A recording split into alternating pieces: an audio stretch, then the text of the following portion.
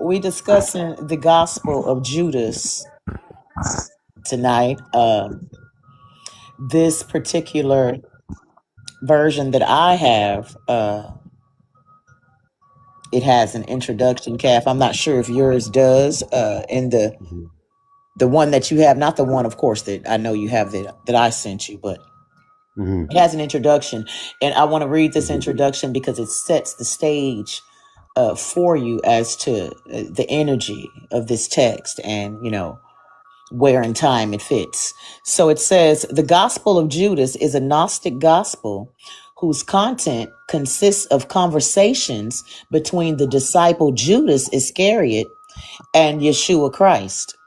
It is believed to have been written by Gnostic followers of Yeshua rather than by Judas himself, and probably dates from no earlier than 2nd century, since it contained late 2nd century theology. In 180 AD, Irenaeus, the bishop of Lyons, wrote a document in which he rallied against this gospel, indicating the book was already in circulation. The only copy of the Gospel of Judas known to exist is a Coptic language text that has been carbon dated to AD 280, plus or minus 60 years. It has been suggested that the text derives from an earlier Greek version. A translation of the text was first published in early 2006 by the National Geographic Society. In contrast to the canonical Gospels, which paint Judas as a betrayer of Christ, who delivered him up to authorities for crucifixion, the Gospel of Judas portrays Judas's actions as done in obedience to instructions given by Christ. The document also suggests that Christ planned the course of events, which led to his unaliving. This portrayal seems to confirm a notion current in some of Gnosticism that the human form is a spiritual person, that Judas thus served Christ by helping to release Christ's soul from its physical restraints, and that two kinds of human beings exist: the men furnished with the immortal soul, which is from the eternal realms and will abide there always, the strong and holy generation with no ruler over it, to whom Judas belongs, and other ones, the majority of mankind, who are mortal and therefore unable to reach the salvation.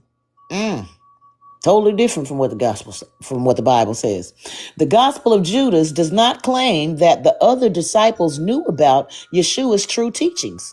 On the contrary, it asserts that they had not learned the true gospel, which Yeshua taught only to Judas Iscariot, the sole follower belonging to the holy generation amongst the disciples.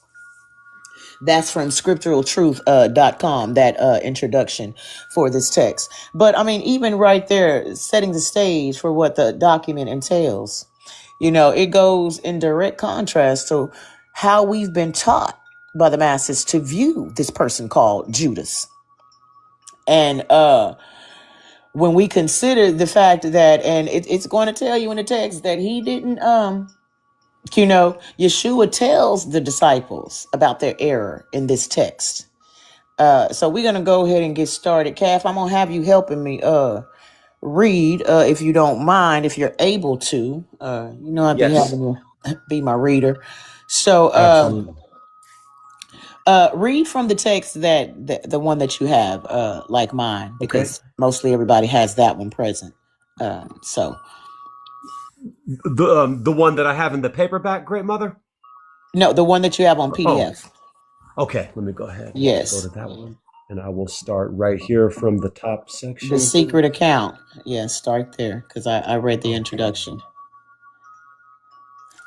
The secret account of the revelation that Jesus spoke in conversation with Judas Iscariot during a week 3 days before he celebrated Passover. When Jesus appeared on earth, he performed miracles and great wonders for the salvation of humanity. And since some walked in the way of righteousness while others walked in their transgressions, the 12 disciples were called. He began to speak with them about the mysteries beyond the world and what would take place at the end. Often he did not appear to his disciples as himself, but he was found among them as a child. One day, he was with his disciples in Judea, and he found them gathered together and seated in pious observance. When he approached his disciples, gathered together and seated and offering a prayer of thanksgiving over the bread, he laughed. The disciples said to him, "Master, why are you laughing at our prayer of thanksgiving? We have done what is right." He answered and said to them, "I am not laughing at you. You are not doing this because of your own will, but because it is through this that your God will be praised." Stop Said, right there. Stop right there. It's through this that what will be praised? Your God. Your God. Now, this is Yeshua talking. Right. And these are the 12 disciples that he's talking to. Keep that in mind. And he said he's laughing at them when they're doing their little rituals. He said, this is what you do so your God can be praised. That's key. Because to the knowledge of everyone alive today, Yeshua was their God. They rocked with, they carried on the gospel. They, the apostles, the one who started, they took Yeshua's teachings and took them across the world. So they say. But this text is already starting out. Yo, God. Continue, Kev. Right. It's already starting to fly in the face of mainstream religion. Right. From the jump. Right. From the gate. They said, "Master, you are," then the text is fragmented there because I know that some parts are missing, so we don't have the entire text. Right. "Master, you are the Son of our God." Jesus said to them, "How do you know me? Truly I say to you, no generation of the people that are among you will know me." When his disciples heard this, they started getting angry and infuriated and began blaspheming against him in their hearts. When Jesus observed their lack of understanding, he said to them, "Why has this agitation led you to anger? Your God who is within you," and there's fragmented there, "have provoked you to anger within your souls.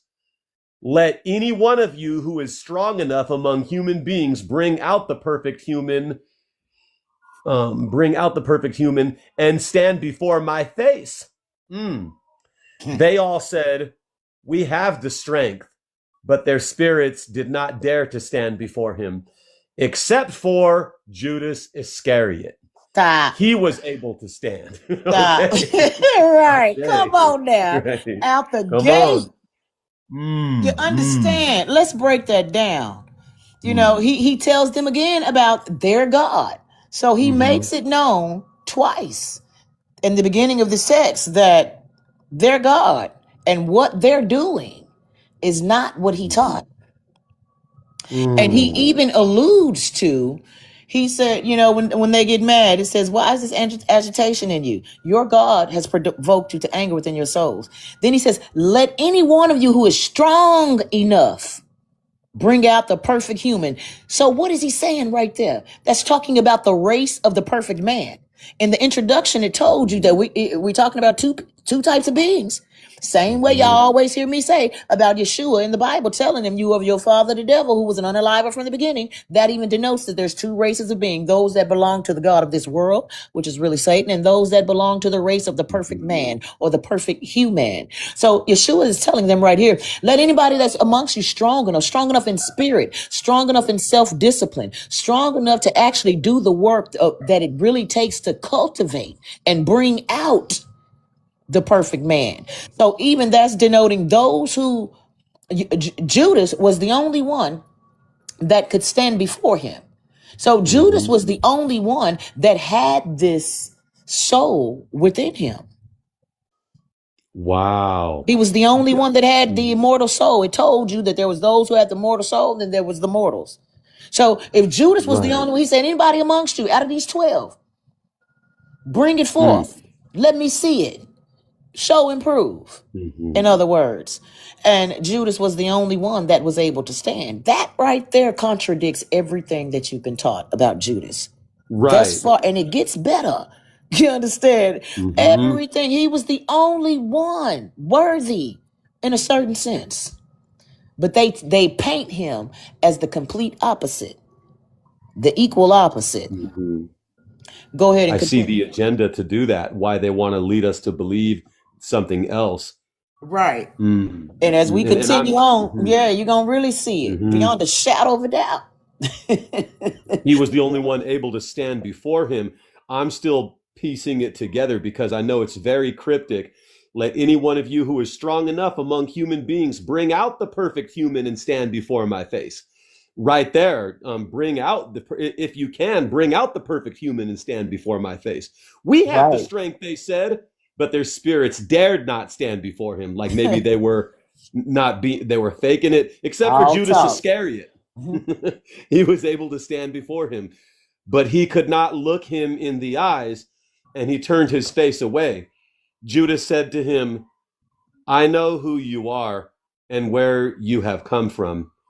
You are from the immortal realm of Barbelo, and I am not worthy to utter the name of the one who has sent you. Knowing that Judas was reflecting upon something that was exalted, Jesus said to him, step away from the others, and I shall tell you the mysteries of the kingdom. Stop. What? Stop. What? What? Come on. What? What? What? Same way. Now we see, as I was saying, they painted him to be the equal opposite. We see this today.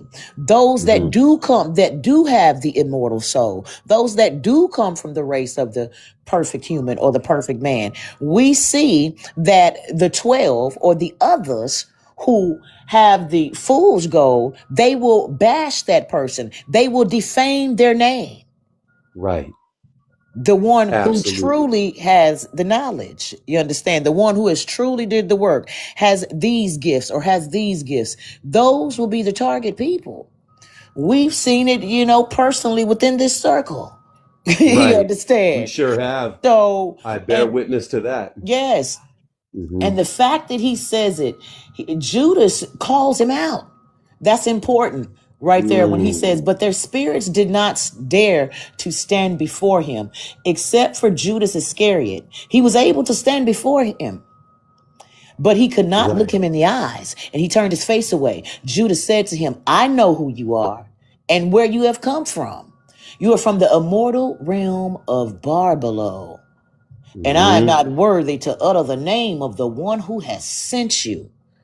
And if I may also say, Great Mother, it's interesting that the disciples said there, we have the strength, because previous to that, Yeshua said, let any one of you who is strong enough among human beings bring out the perfect human and stand before my face. Like it's something within you, bring it out and stand. And so it's a test of strength right there. And they're like, we have the strength, but only Judas could do it. And yeah, what Yeshua goes on to say next is very interesting, to say the least. That's an understatement to just say it's interesting. It's beyond profound. Ashe. And I'm going to stop right there and insert this. So, those of you who listen to my work, that I always look up the meaning of names and the meanings of certain things. And the name Judas actually has the same meaning as the name Judah, which means praise. Think of it. Judas and Judah are the same word. It's just that one got an S at the end and one got an H. And when you look up the meaning of both of those words, both of those names, it means praise or thankful or praise to God. So the meaning of his very name is contradictory to what we were taught about him. And it's important to look at the meaning of the name, because that takes us to a part of the Bible that's important in pointing out who this is. Now, the text says only Judas was from the race of the perfect man, basically. That's what the introduction is implying. Out of all them 12, he was the only one. And he's painted as someone who betrayed Christ. But when you look up the word to betray, it comes from the Latin tradire, which means to reveal, declare, and make known what is seen, including divine revelations. Ooh, stop. So this is the one who has been given the divine revelation and can reveal it to the people. That the one that can do that. Wow. The one that has the Holy Spirit, the ability to interpret the true meaning of these things.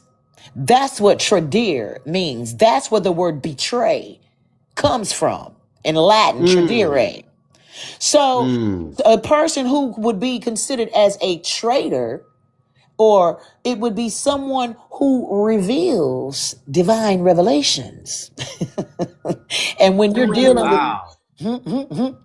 wow, the root of the word betray. Wow. Come on now. And when you're dealing with certain secret societies and sects, like I was teaching about in the Gospel of Jonas, they wanted to see his sign. They wanted him to conceal the thing because Yeshua was going about, teaching and all that in Matthew 12. They wanted him to conceal the thing. They're like, give us a sign, or a sigil, whatever. And he said, no sign shall be given but that of the prophet Jonah. But he was revealing what the priests had been hiding. And he wasn't a part of their secret club. So betray means tradire, to reveal, to declare, to make known. It says hardly an evil word. Tradire is also the root of the word tradition. What? An archaic Old English word, bewray, which is Bewray, appears in Isaiah in the King James Version of the Bible. And it translates as to uncover. Oh. Uncover also means if you uncover something, you also unveil it. And we know that the revelation of Christ is the... Go ahead. We're not talking about feet, but keep going. Right, not feet. Right. Yeah. This is a great esoteric deep dive we're having here.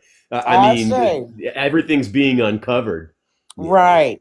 And the end game is New Jerusalem descending. The Holy City coming as a bride. So, and it's also called the unveiling of the bride, or the uncovering of the bride, or the uncovering of the divine feminine, or the revealing of the divine feminine. That these sects called my sons also denotes the divine feminine, the sons of the mother. They have concealed. But the end game is to uncover. So what the Judas personality really did was uncover. And why was he able to uncover? Because it was his divine birthright. Because he was the only one that was from the race of the perfect man. He was the only one that was qualified to teach on it, because his soul, as an immortal soul, descended from there. And it's always been rooted there, broadcasting here in the form of the body that we know as Judas. But Yeshua is saying once he revealed, let me go back to the text, where it says, let me see. Okay, when he tells him that he knows that he's from the realm of Barbalo, and Yeshua told him, step away from the others and I shall teach you the mysteries of the kingdom. That scene right there sounds really similar to something y'all have always heard me talk about in the Bible, where Yeshua asked him, who do you say I am? And Peter said, thou art the Christ. And he said, well, his name was Simon Bar-Jonah at the time. He says, blessed art thou, Simon Bar-Jonah, for flesh and blood has not revealed this to you, only spirit. And your name today shall be Peter. And on this rock I shall build my church, and the gates of hell shall not prevail against it. So he's telling here, so when Judas knew who he was and where he came from, he's saying, step over here. I'm supposed to teach you the mysteries of the kingdom. So we can even look at that as a sense of, on that is what the true meaning, or the true temple, or the true church was built. Not on Peter, but on Judas. The one they told you was the betrayer. Right. Wow. I say. So, Okay, let me finish this about betray, and then we're gonna get back to the text. Okay, it tells you, where did I stop? It says the Old English word bewray, Bewray, appears in Isaiah in the King James Version of the Bible and is translated as to uncover. Bewrayeth is found 3 times in the KJV, twice in Proverbs, where it is translated as to proclaim or to make known. And in Matthew 26:73, it is translated as to make manifest or to make evident. It's obvious that this is who it is. It's obvious. To make it plain. It says, only when one understands that the word betray once meant only when one understands what the word betray once meant, can one understand the simple truth about Judas. When Judas realized that the identity and origin of Yeshua was Barbelo, Yeshua then asked him to reveal it and make it known to others. Don't hide it. Same as the parable with the talents. What you do with your, I hid mine. Reveal it. Make it known. Uncover it. Give the people eyes to see. The toes. What you say, Solera? That we see your toes. Right. He said uncover it. Uncover it. Absolutely. That's a Reveal it. revealing. Mm-hmm. I say. So, yes, it says Judas did as he was asked. But if one is to understand what Judas was asked to reveal, a truth that would indeed leave most disturbed as well as astonished, it becomes imperative to find a more definite, plausible meaning for Barbelo. Right. Absolutely, great mother. Oh, Absolutely. oh, my foot is up. That's what I was saying. Wait a minute. And look, we talking this, and GM just said, talking about it ain't talking about uncovering the foot and my foot on screen. Exactly. Well, at least y'all know my feet ain't ugly, okay? Well, they're pretty. They're beautiful toes. Absolutely. So. I didn't even notice this. How I got this phone sitting. Some people got hammer time. I'm just saying. Yeah, they do. Well, that ain't me. It's been verified. We just verified. Involuntarily. We're walking. I uncovered my own feet. Ashe. Awesome. Absolutely. Ashe. So, yeah, we're going to get back to the text. Before we do, does anybody have anything they want to expound on or speak upon so far? GM, Solera, Zai? What? Can y'all hear me? Yes. That's interesting. They're always flipping stuff around. Right. Names, maps, understandings, birthrights. See, it's interesting. Everything. They always flipping stuff around. Yep. That's what they have to do. Exactly. That's what it is. Smoke and mirrors, don't it sound like? All the time. So now you got me sitting here answering your question. I'm like, no, he didn't, because I understand that in time they always make those who actually were not bad. You see, right? Always, right. Always. The one who has the true birthright to the heaven of heavens, to the pleroma, is the one, that they will defame, that they will launch their humiliation rituals. Judas, see, he been going through a humiliation ritual for the past 2,000 years. Wow, that's profound. The one that they paint as the bad guy is always usually the good guy. That's the one you want to look for. Come on now. Yes. And interesting also to add, you mentioned the etymology of Judah. I remember being told that when I was a kid, that the word Jew means praise, and the Jews are the praises. I was told that by someone as a child in California, that's the etymology. Praise is the etymology of it. Yeah, I knew that at about age 15, that Judah meant praise. Yeah.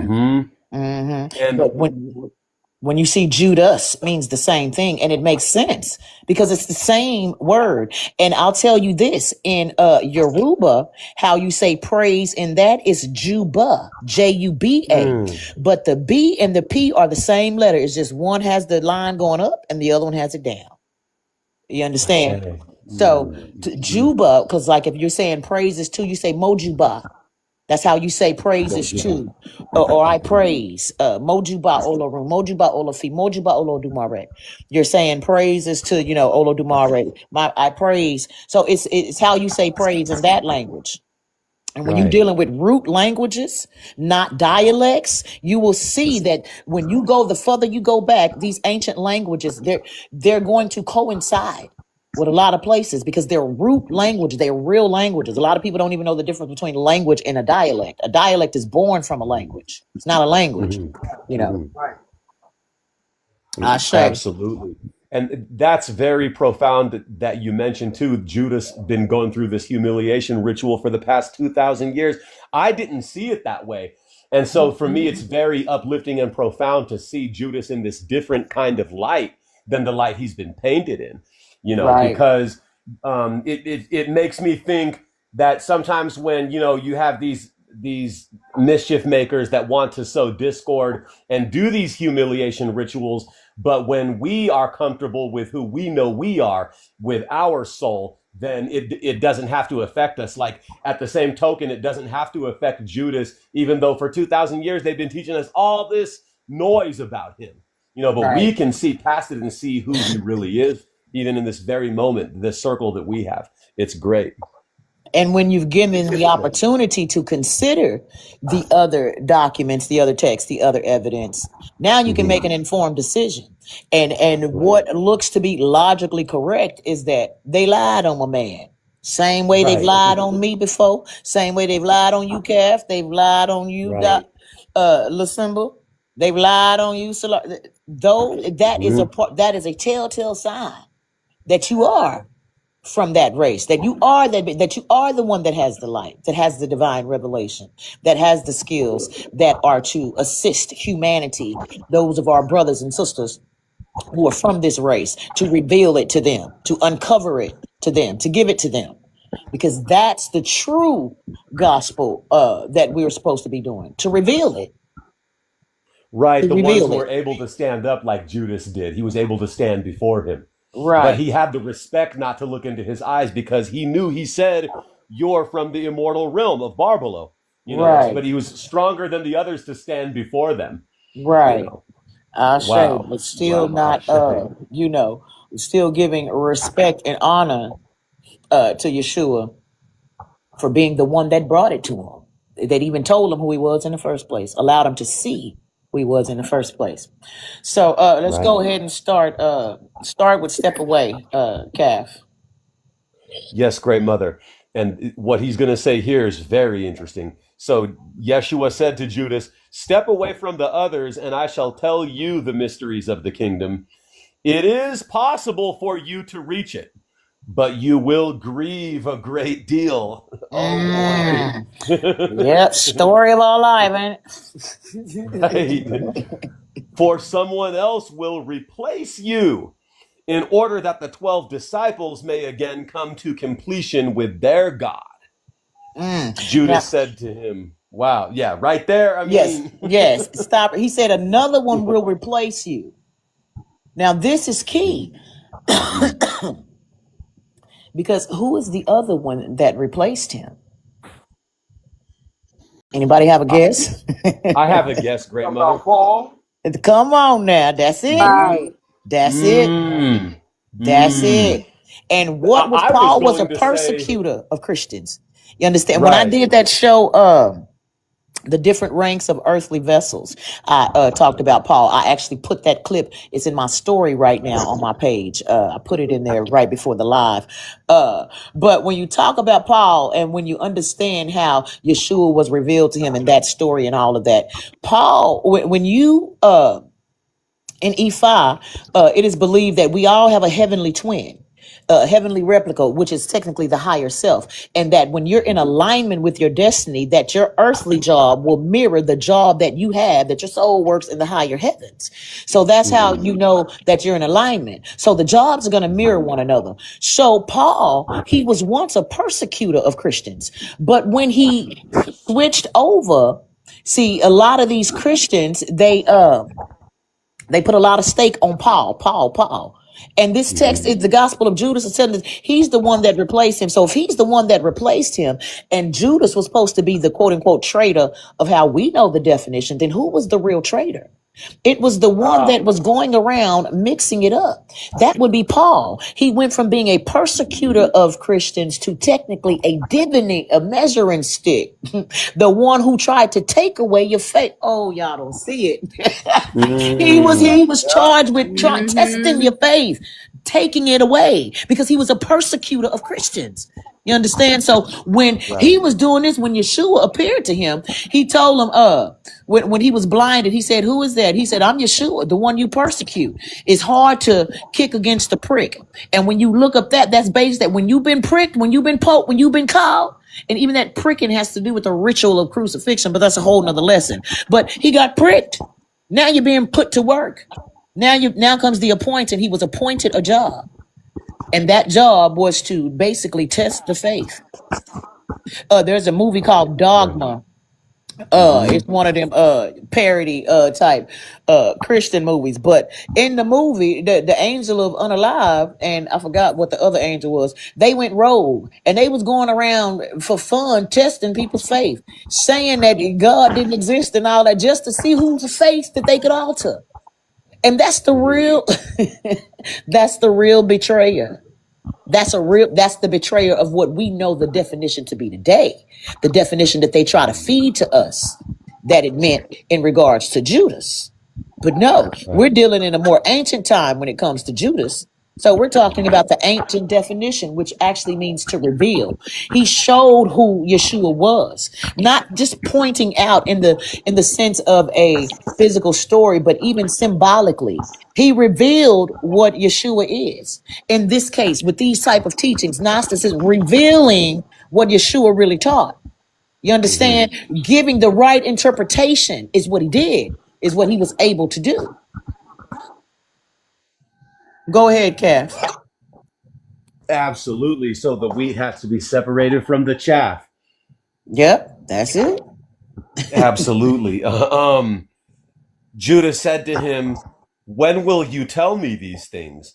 And when will the great day of light dawn for the generation?" But when he said this, Jesus left him. The next morning after this happened, Jesus appeared to his disciples again. They said to him, "Master, where did you go? And what did you do when you left us?" Jesus said to them, "I went to another great and holy generation." His disciples said to him, "Lord, what is the great generation that is superior to us and holier than us, that is not now in these realms?" When Jesus heard this, he laughed and said to them, "Why are you thinking in your hearts about the strong and holy generation? Truly I say to you, no one born of this eon will see that generation, and no host of angels of the stars will rule over that generation. And no person of mortal birth can associate with it, because that generation does not come from which has become," the text is fragmented, "the generation of people among you is from the generation of humanity.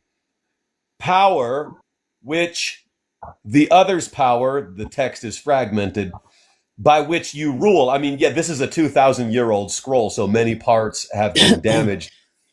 Right. When his disciples heard this, they each were troubled in spirit.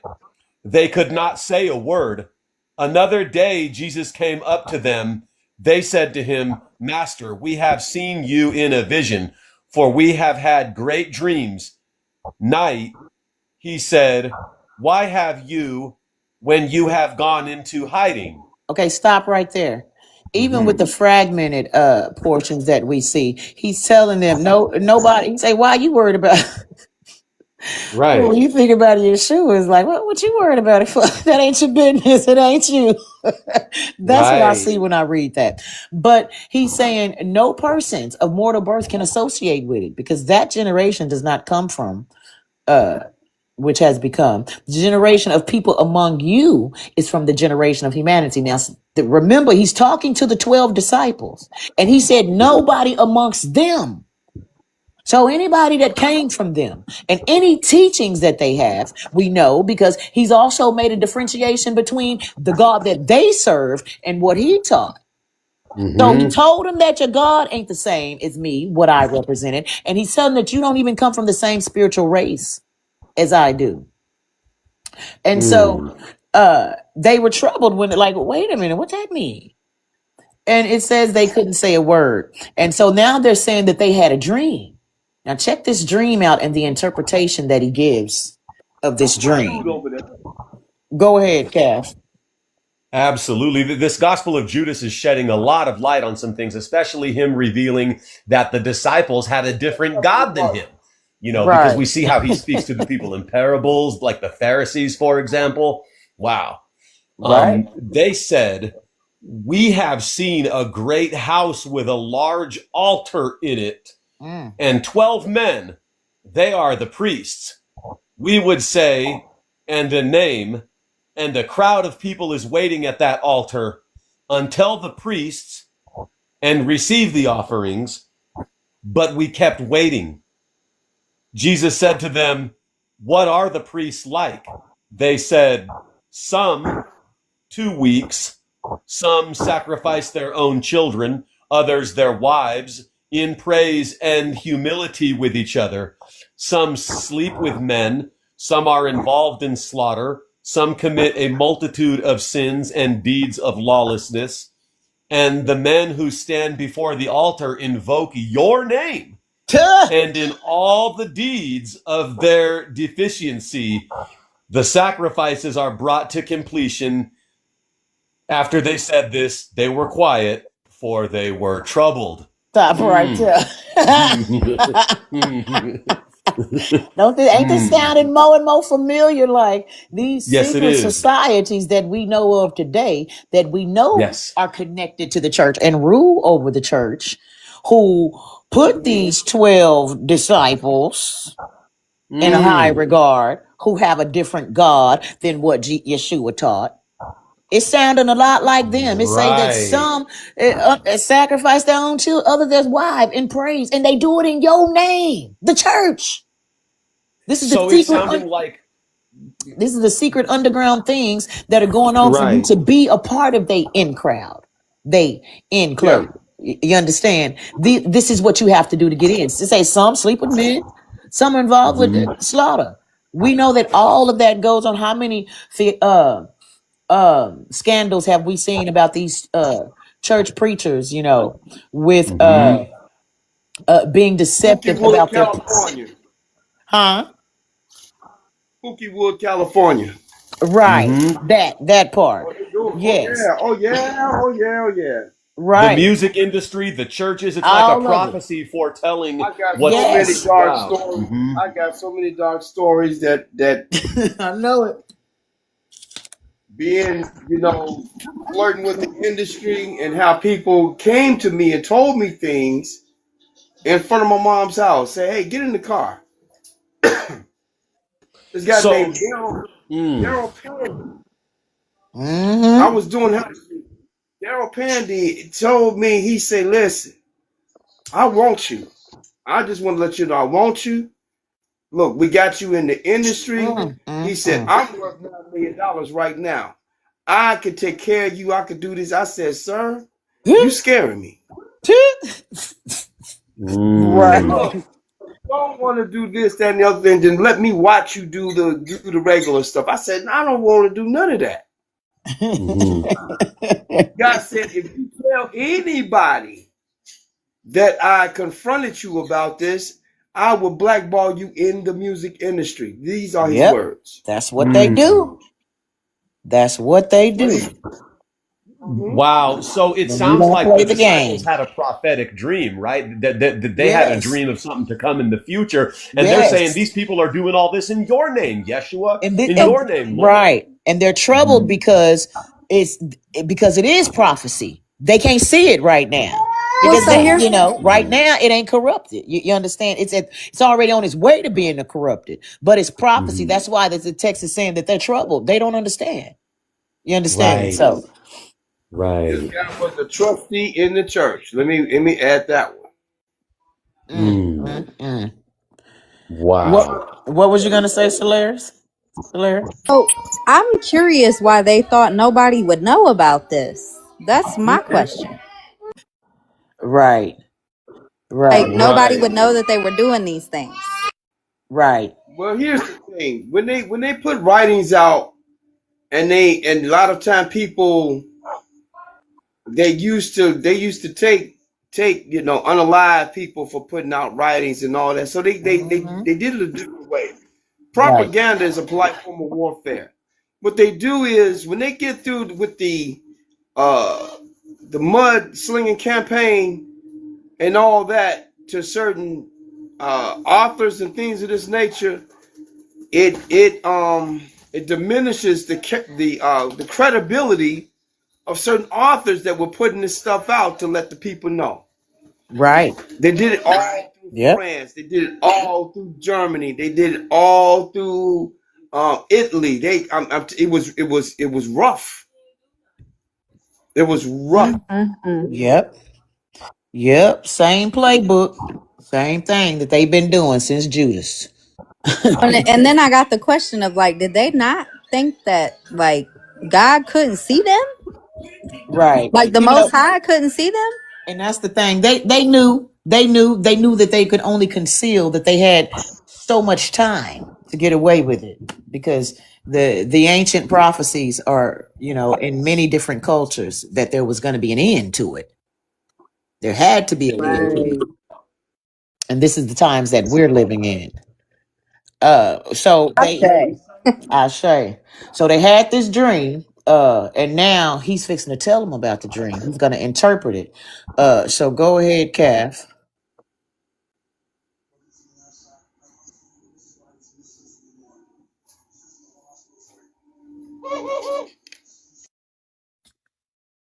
You there, Calf?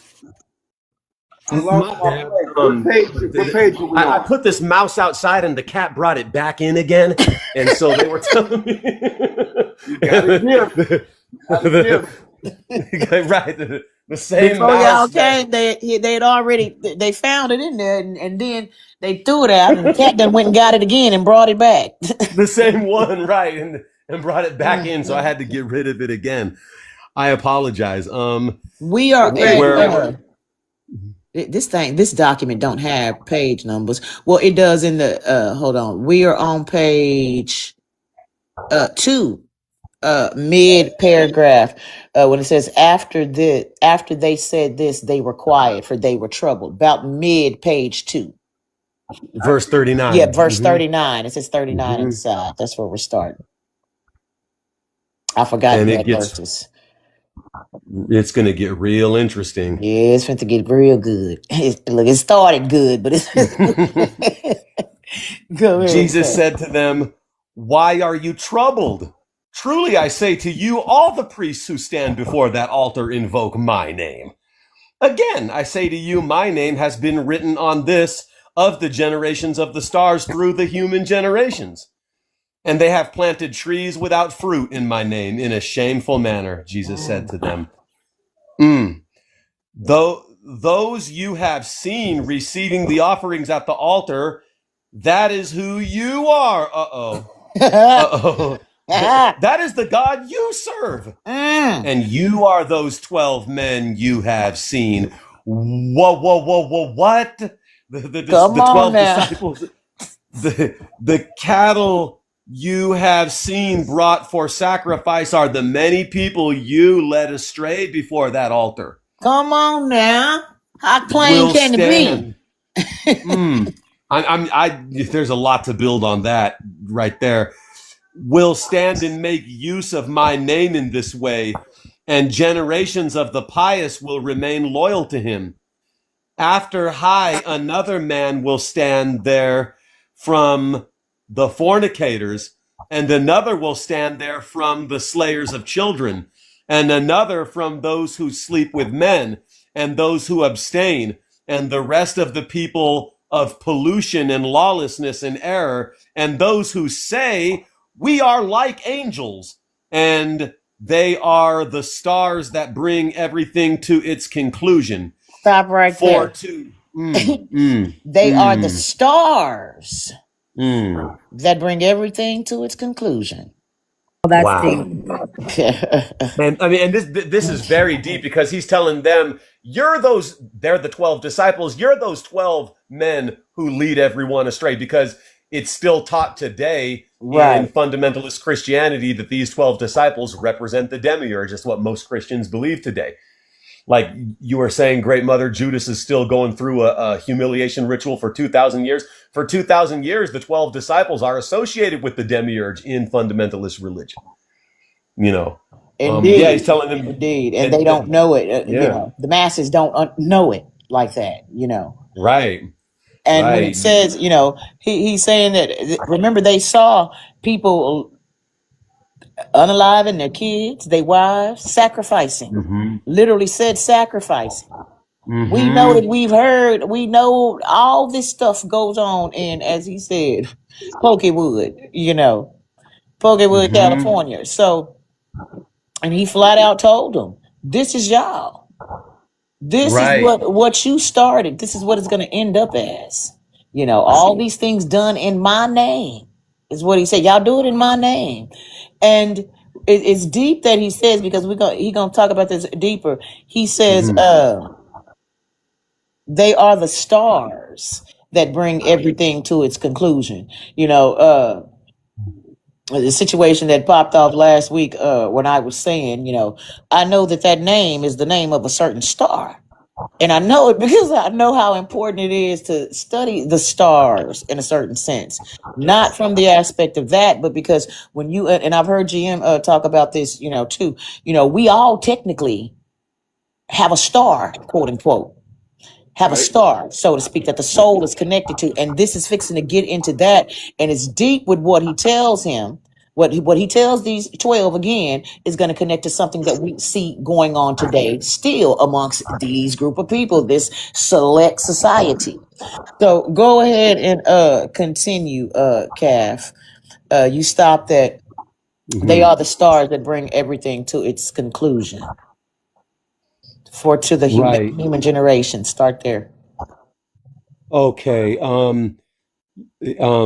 Right. Excuse me.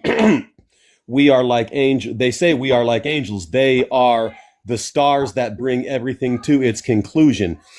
For to the human generations, it has been said, look, God has received your sacrifice from the hands of a priest.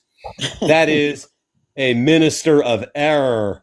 I want to just go over that, if I may, Great Mothers. To the human generations, it has been said, quote, be talking to him. To the human generations, it has been said, quote, look, God has received your sacrifice from the hands of a priest, unquote. That is a minister of error. Come on now. But it is the Lord of the universe, who commands, on the last day they will be put to shame. And we know we're living in the seventh day, the advent of the seventh day, the day of judgment. 6,000 years has passed. We're in that, you know, what some people call the age of Aquarius, the age of enlightenment, the shift into, 2012. We're in the last day now. And we see, like you mentioned, Great Mother, some of these people in this circle who have been put to shame with what they've tried to do.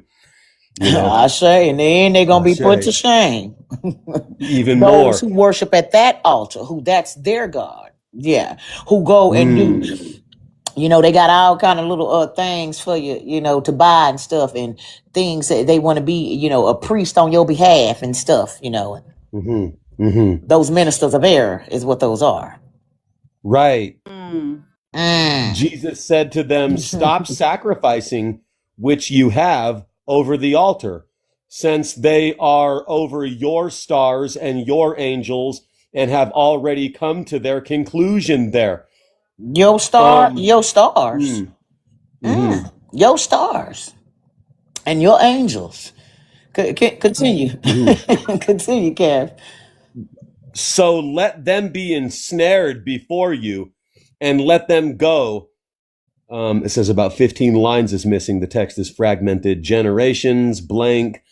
A baker cannot feed all creation under heaven, and to them and to us, and text is very fragmented. Jesus said to them, stop struggling with me.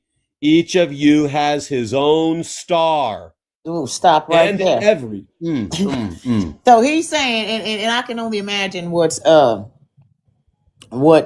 missing in them 15 lines. But that metaphor, a baker cannot feed all of creation under heaven. You know, a baker cannot feed all of creation. Otherwise, you can't save everybody.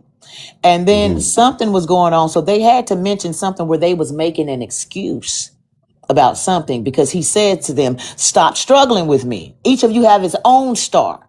See, now we always hear about this destiny swapping thing. You understand? Your destiny is tied to your stars, tied to your soul. So he's telling with whatever they were speaking on, they had to have been trying to make an excuse for something, fighting him about something that he was telling them. And that it says, stop struggling with me. You got your own star. You got your own destiny. Right. Wow. I feel like they were like, oh, but I want to be, but no. And he's like, stop struggling. Right.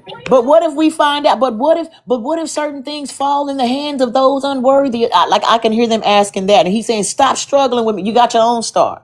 In other words, you don't even understand what you fit to become. Because y'all stuff to be polluted anyway. Anything you touch is going to be polluted. Wow. It won't even be possible for you. But yeah, he tells you got your own star. Why would he say that? Why would you want to be anybody else other than yourself? Other than yourself. And that is profound, Great Mother. Yeah. So your star is linked to your destiny. I didn't even see it in that perspective until now. I wrote about that in a Timeless Dynasty too, as well. I put that your soul is connected to a star. Like, that's an ancient concept. Like I said, I've heard GM talk about it. I know he knows about it. It's an ancient concept. It's truth. Wow. You know, we say you come from the heavens, you stardust. You know that. Say it again. The Cleos. It is the Cleos. It rides above you.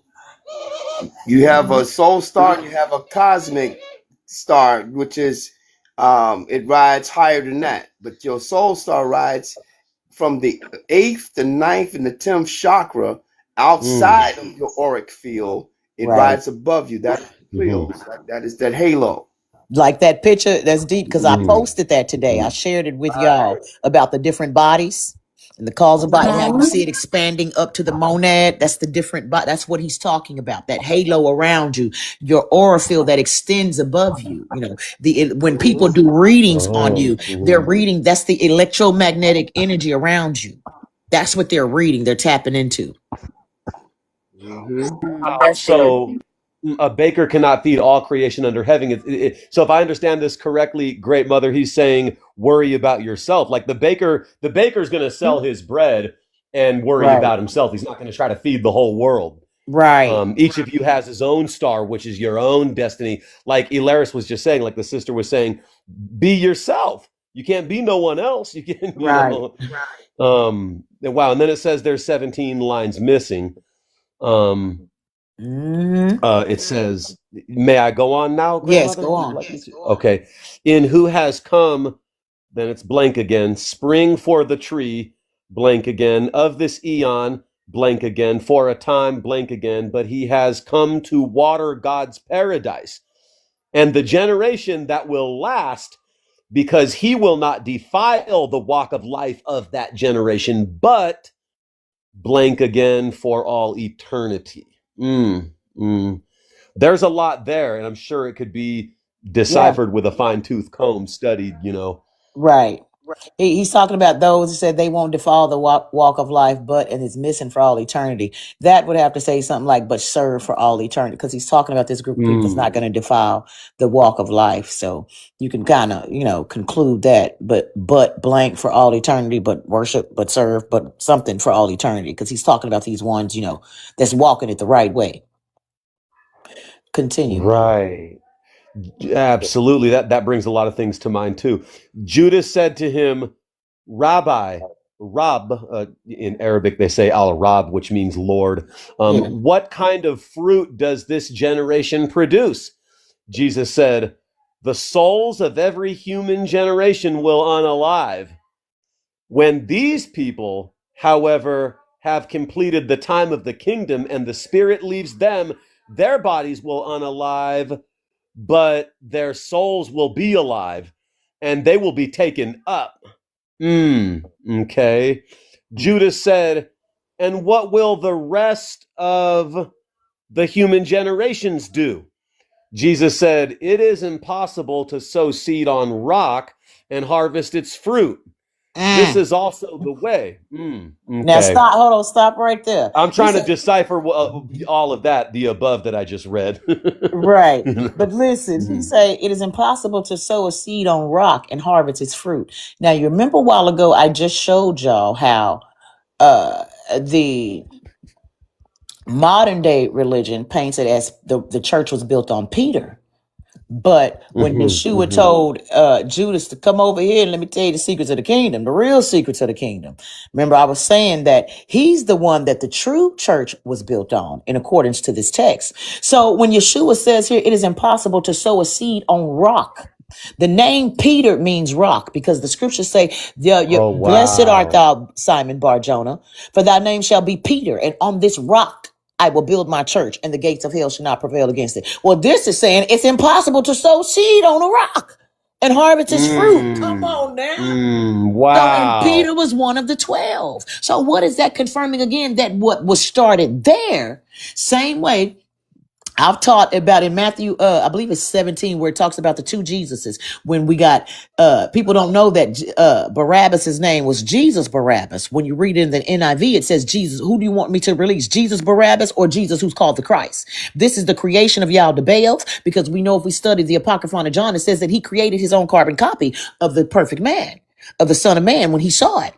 And him and the archons created their own copy. So we have a carbon and we have a carbon copy. So if he's telling you that it's impossible to sow seed on a rock, and this is a text that, they won't allow, that is not accepted, so to speak, and harvest its fruit. And he just told you previously that what the disciples started was going to come to, they unalive and the kids and all of that. So how is that not more confirming? And he talked about the two different races. How is that not confirming? We know about the two different trees, the left and the right path. You understand the deception so he's saying, right, it's impossible to sow seed on a rock. But they told you over here that on this rock he built his church. Oh, would that also mean that like the rock is kind of indicative of their brain is like a rock? No. That metaphor. Petros, the rock. Okay, gotcha. Right. Yeah, the name Peter means rock. Yeah. So, but it's go ahead. Well, to Peter, get thee behind me, Satan. That's also interesting. Yes. There's a church here in Las Cruces called Church on the Rock. That church is no longer there. They shut down. But there's among fundamentalist Christians, there's this concept that it's built on Peter. There's many of them hold that. That's Matthew 16:18. And I say unto thee that thou art Peter, and upon this rock I will build my church, and the gates of hell shall not prevail against it. And then where he tells Peter, get thee behind me, say, because I like to give scriptures so people can go look at it and know themselves. Let me see. What were you And Yeshua said to Peter, get thee behind me, Satan, is Matthew 16:23. Yeshua turned and told Peter, get thee behind me, Satan. You are a hindrance to me. because you're not thinking about God's concern, but human concern, and that's a certain translation. But yeah, Matthew 16:23 is where he says that. Right. But we see this text when he giving the real. He giving the real now with this text. He told him it's impossible to sow a seed on a rock and harvest its fruit. So nothing that y'all 12 disciples did is going to be harvestable. It's going to be salvageable. Let's look at Absolutely. Hollywood. Let's go back to Hollywood. Back in the early 2000s, a movie came out, Dracula 2000. According to the storyline, they said that Dracula was a descendant from Judas. What? But this is the propaganda they've been putting out. That's exactly right. That's the beware call sign. That's the smoke screen again to make sure you do not want to hear anything about Judas. Right. They told you that he was the reason why Dracula was created.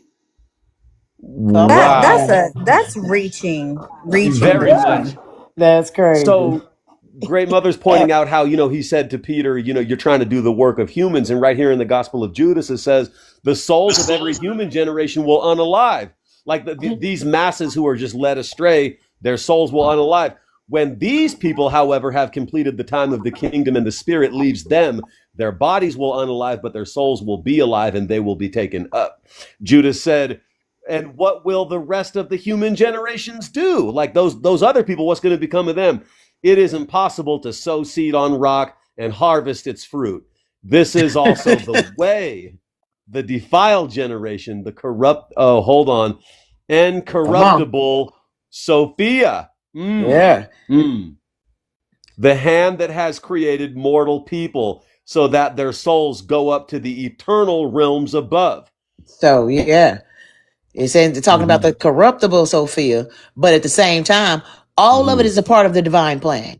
If Yeshua's unaliving was the part of the divine plan, then surely Sophia's creating Yaldabaoth and all of that was a divine plan, a part of the divine plan. Same way I talk about in the 3 descents of Barbaro, it says that she came once as a man, once as a woman, and once as one of the archons. And remember I was talking about if that's the case, 3 descents. Right, and in the way that they were created, if that's the case, that because we were given the story about him being kicked out of heaven, we know that's not how he came about. So if that's the case, and if he came about the way the AOJ says, then it would make sense that there would be some type of salvation afforded to them, those who come from him. And that's what this is telling you right here. It says, incorruptible Sophia, the hand that has created mortal people, because through her is where the mortals came from, because she created Yaldabaoth, so that their souls go up to the eternal realms above. That's telling you that even what she did was This is blowing my mind, Great Mother, because I'm seeing the dichotomy or the duality between, he said to Peter, get thee behind me, Satan. And Peter was trying to stop what they say Judas was trying to cause.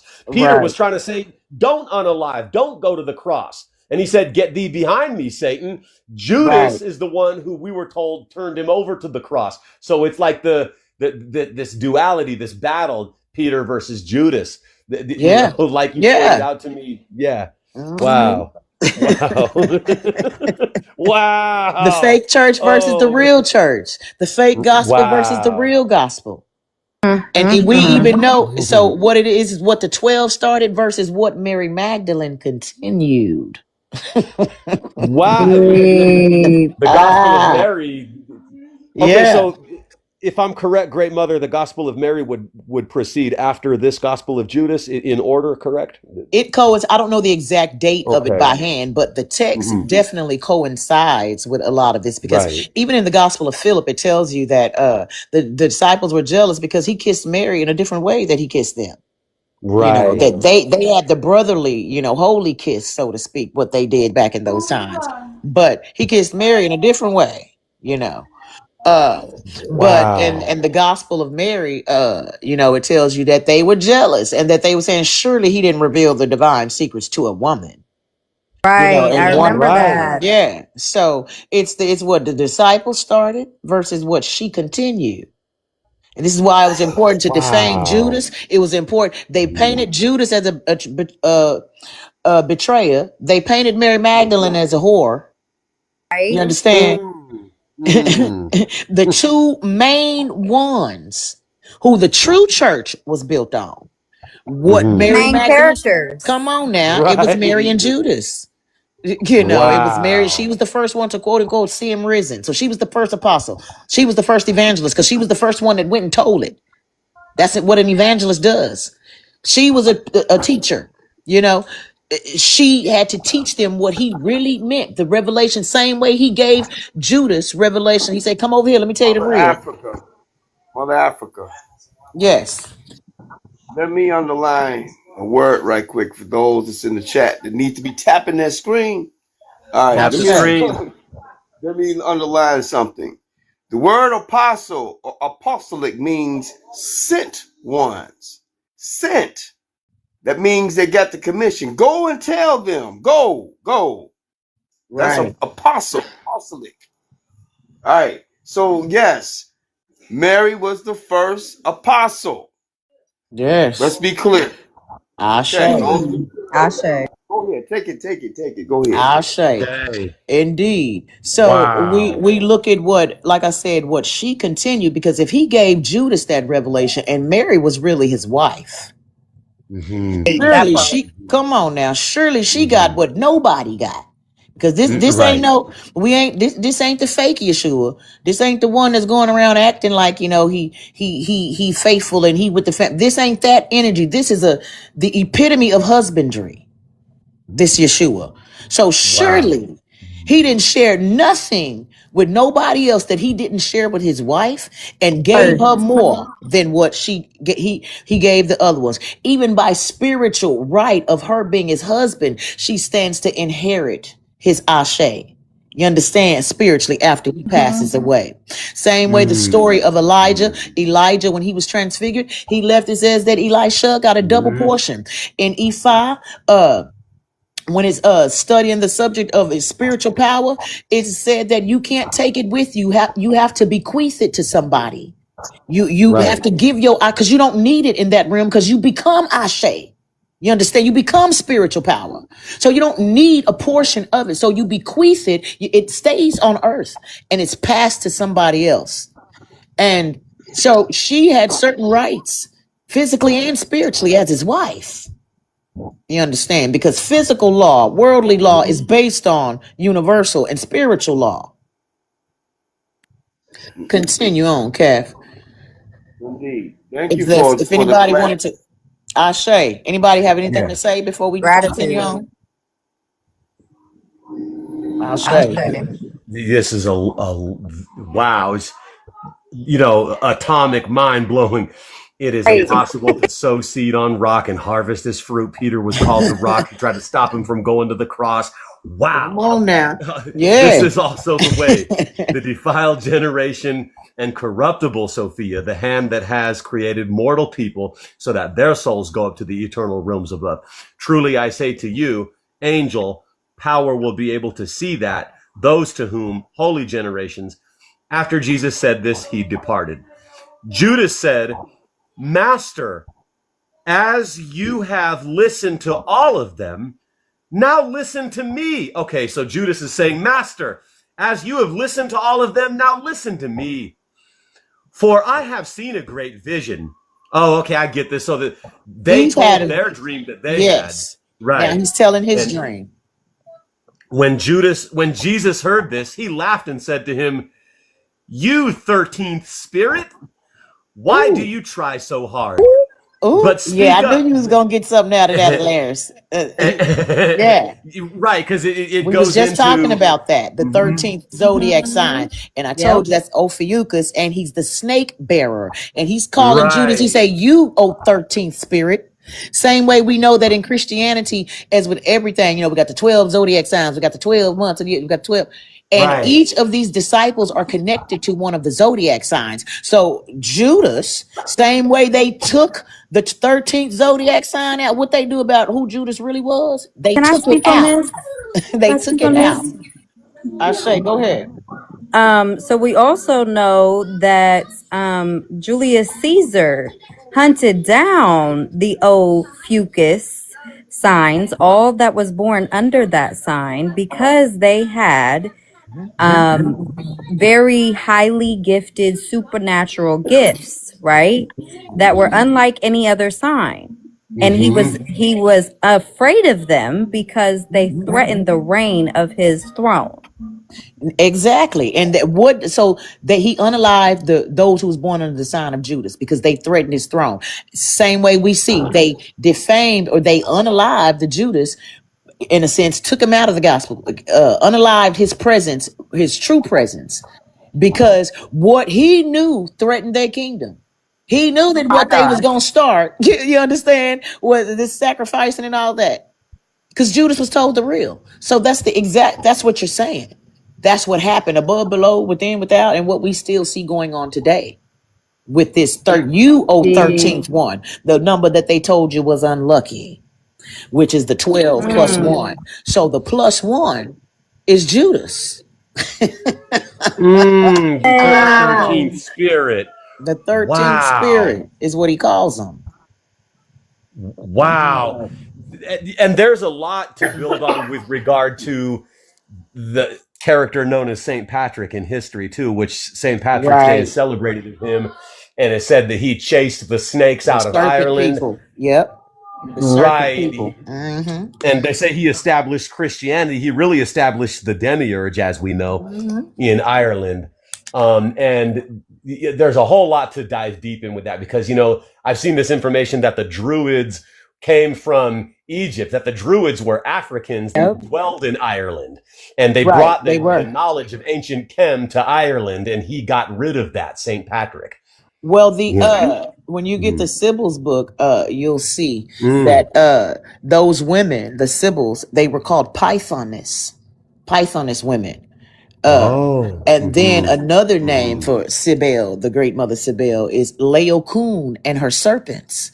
And there is a statue in I forgot where it is over there in Italy, but they took that same title, and when they put men's faces on everything, there's a title. I forgot which god it was, but it's called his name and his serpents. They got that from the Sibyl women, which, when we talked about the rapture and all of that, the series that I did on that, they took these women, and this is how Rome was started. So it makes sense when we talk about these serpent people, when they were ran out of different lands, because that was the science of the mother. The Sibyls, the book is called the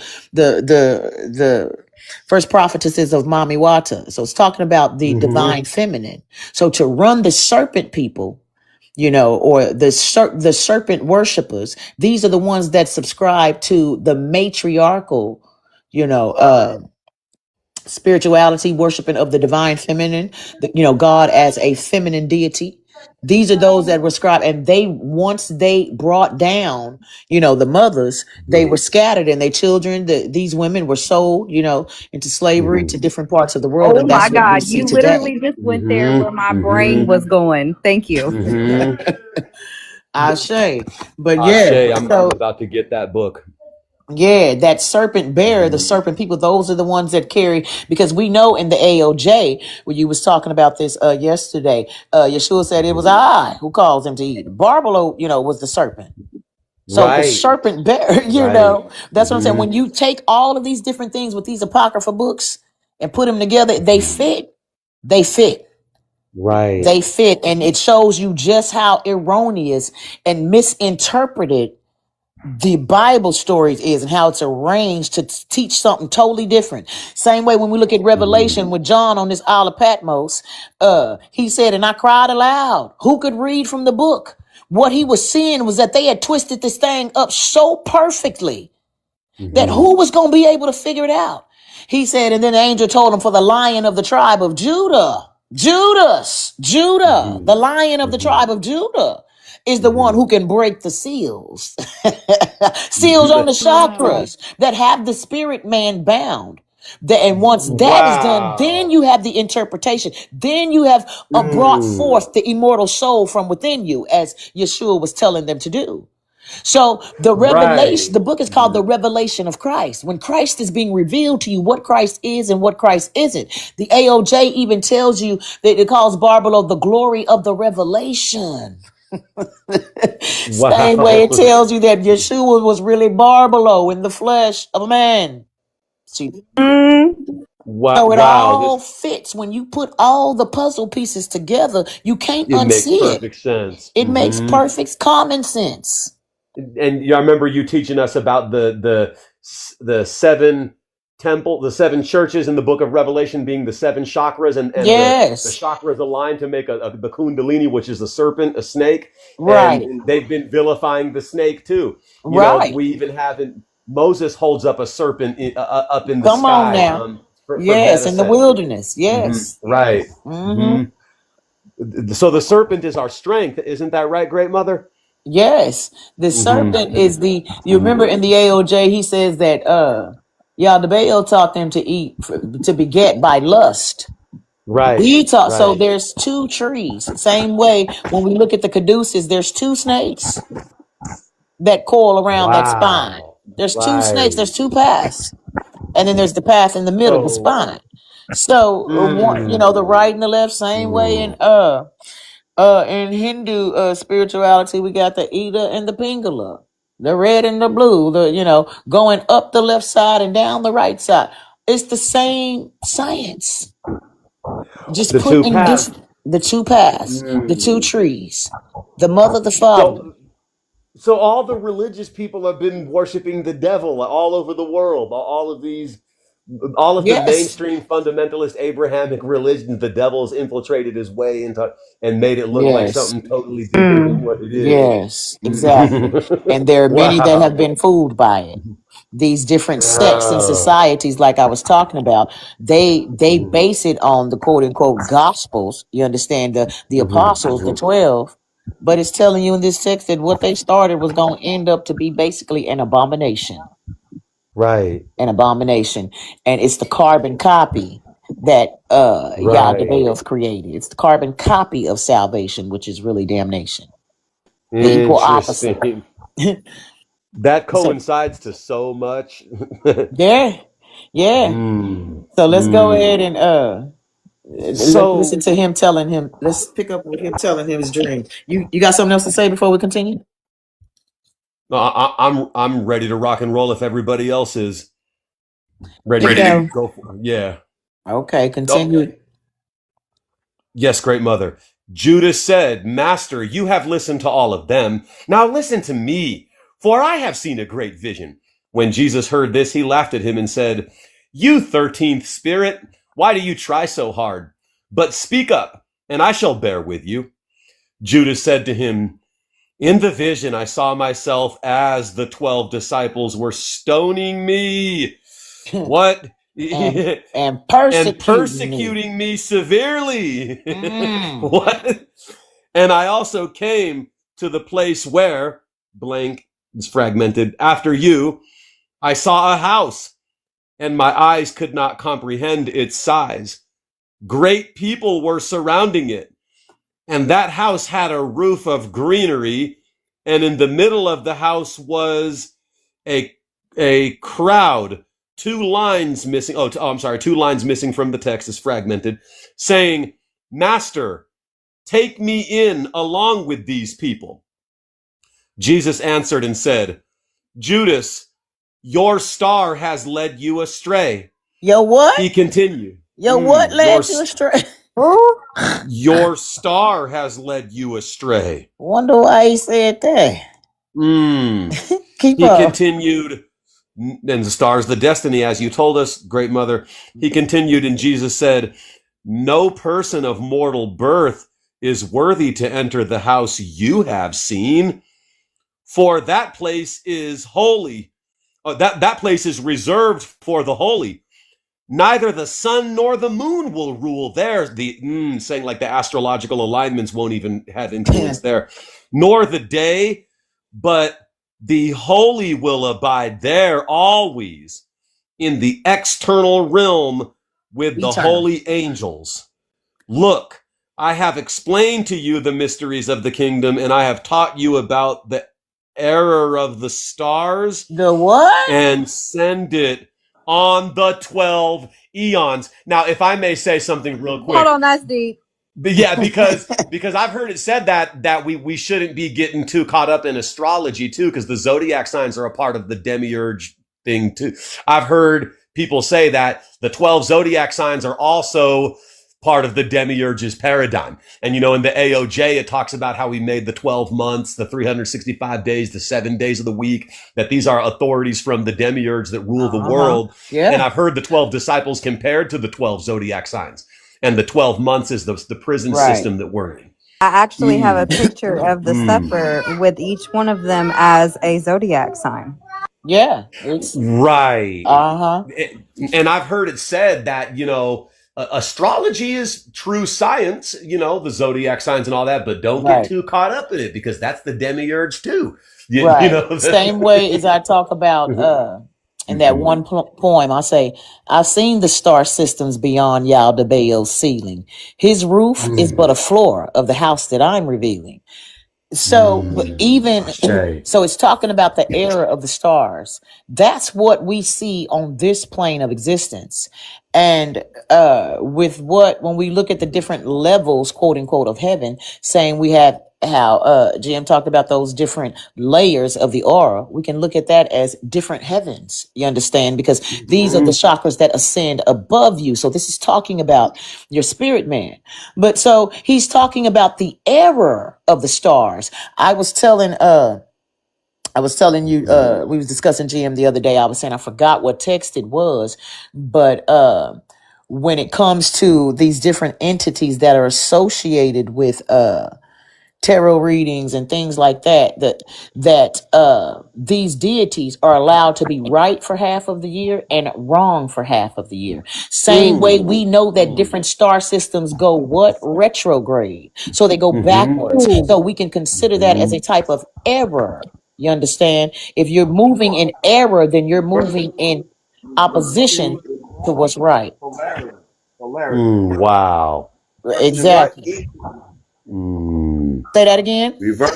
Reversing the energy, polarity, purpose, all of that. Reverse. Wow. Right. The error of the stars. That's why it's wrong. It's got to be wrong. Let me ask a question, if I may. When the Savior says to Judas, "Your star has led you astray," if I'm interpreting this correctly, it doesn't mean that the star is evil per se itself, but that Judas maybe went the wrong way with that star's influence. Or correct me if I'm wrong. What I gather from this, because remember the disciples had a dream too. So it was revealing who they were, and then Judas's dream is revealing what they would do to him, about how he's persecuted and all of that, right? And then after that, then he talks about this house and how it was all these basically dignitaries and stuff.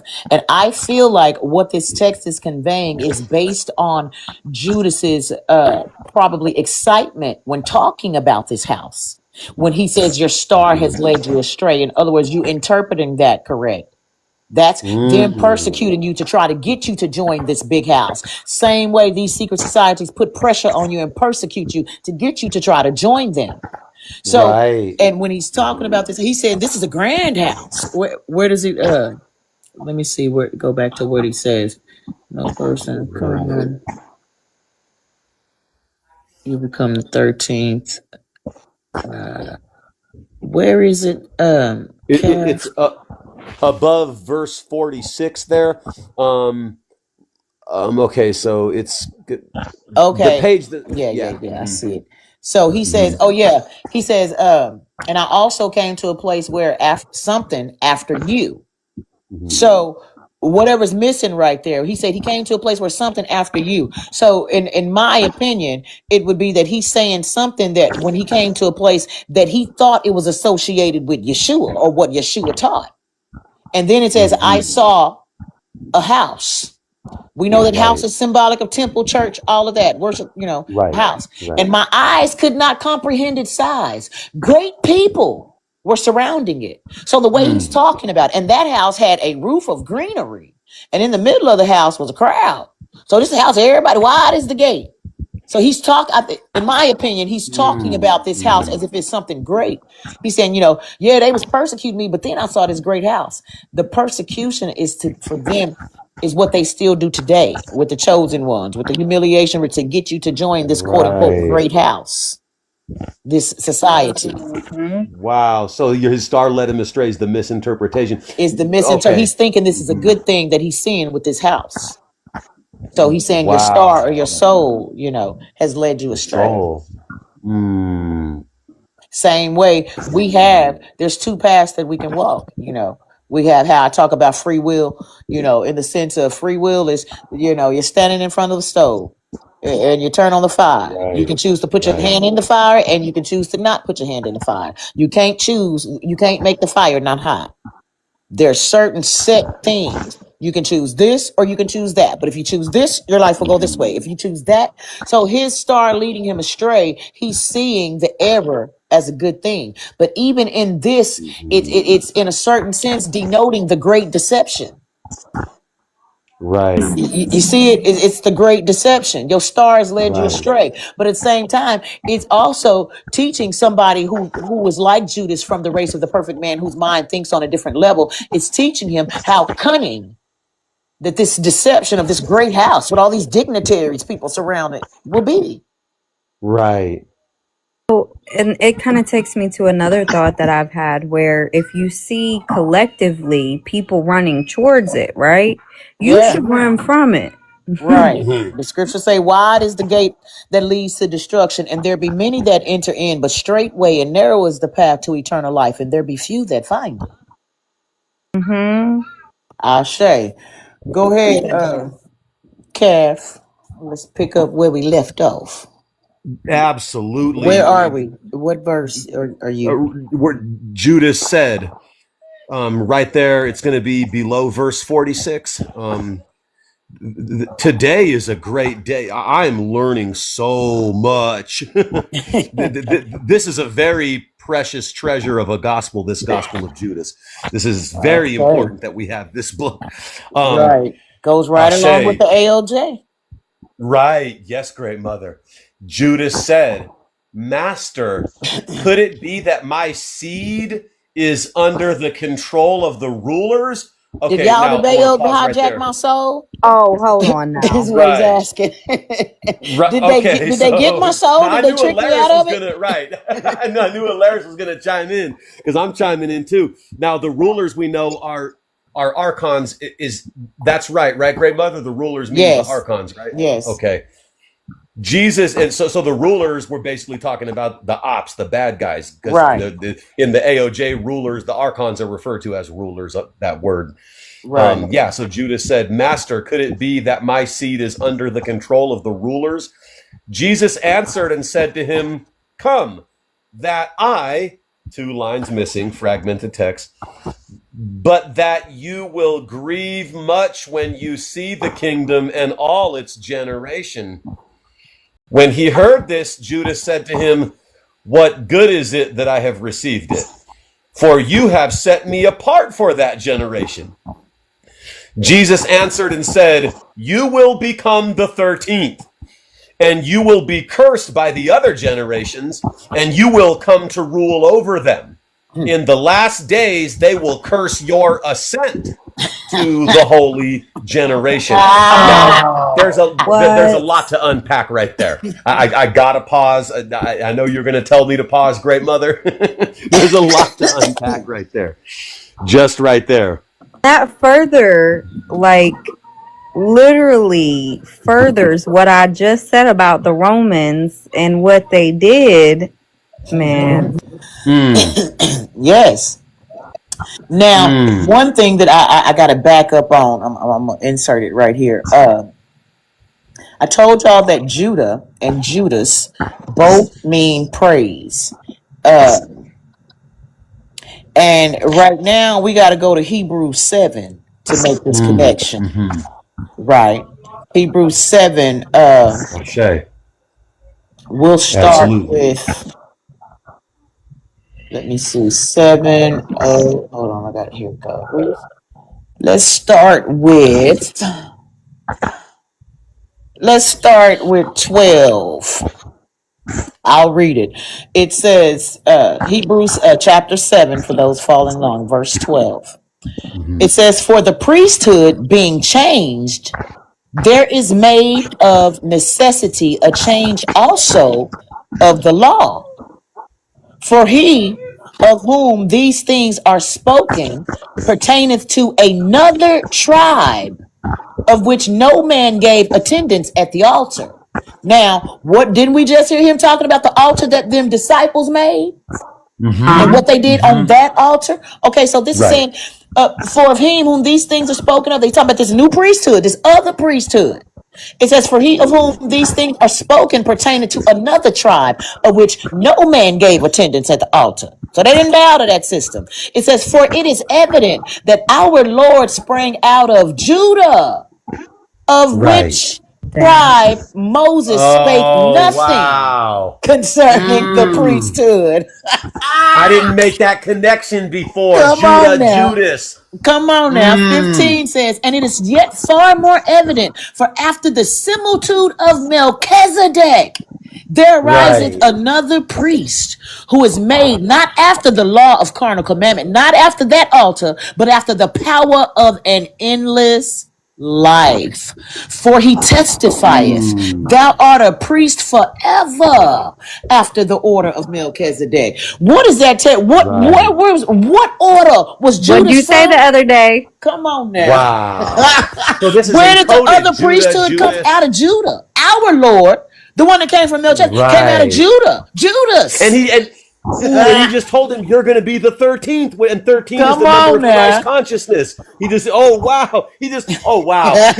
Judas, you're going to be the 13th, and 13 is the number of Christ. And because Christ among the Ophiuchus raises above the 12 zodiac signs, so is raising above the number 12. We heard people say F12, raising above Yaldabaoth's world. He told Judas, you're going to be the 13th, and it comes from the order of Melchizedek, meaning a different priesthood from the tribe of Judah. It's a whole different meaning than what the Christians have thought it meant. Come on now.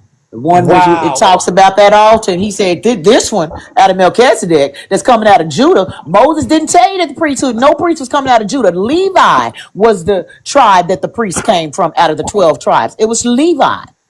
That you said the other day. That's where you the said law. The other day, Queen Mother Africa, that when you become a priest or a priestess, a high priest or high priestess, you are that for life, forever and ever. Not life, but in every lifetime is what that is.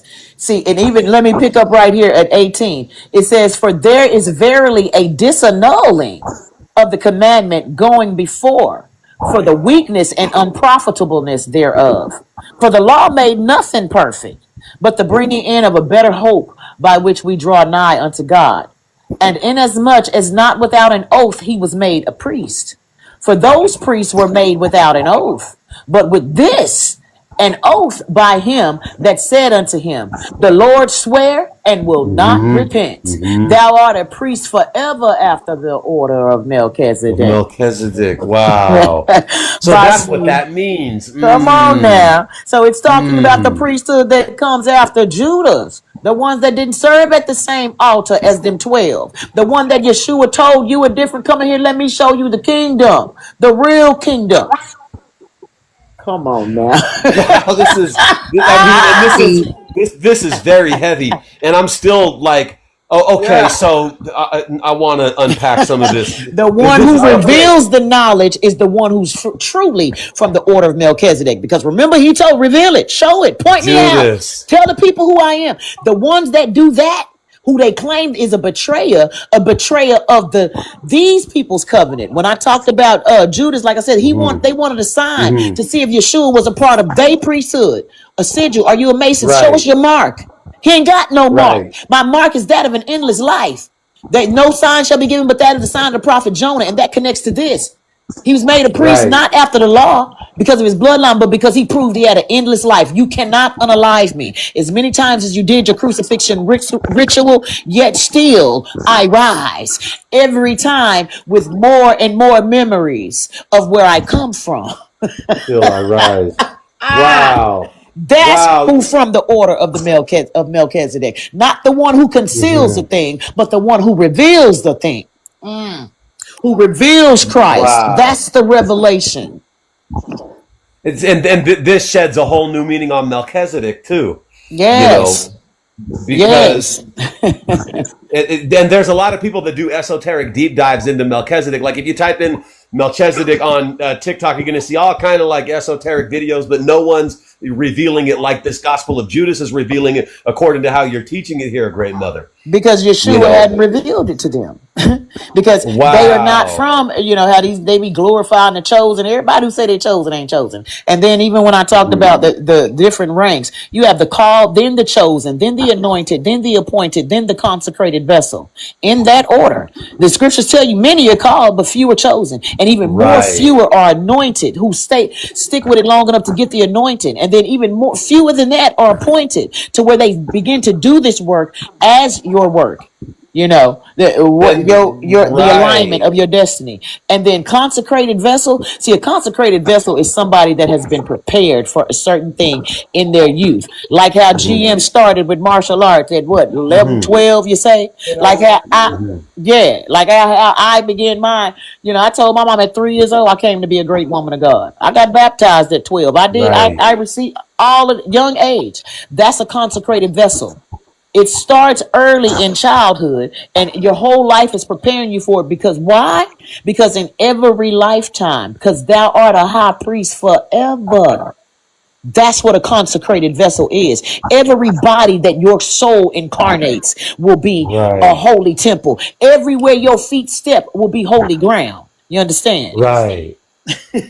Forever, in every lifetime. That priesthood only lasts in this lifetime.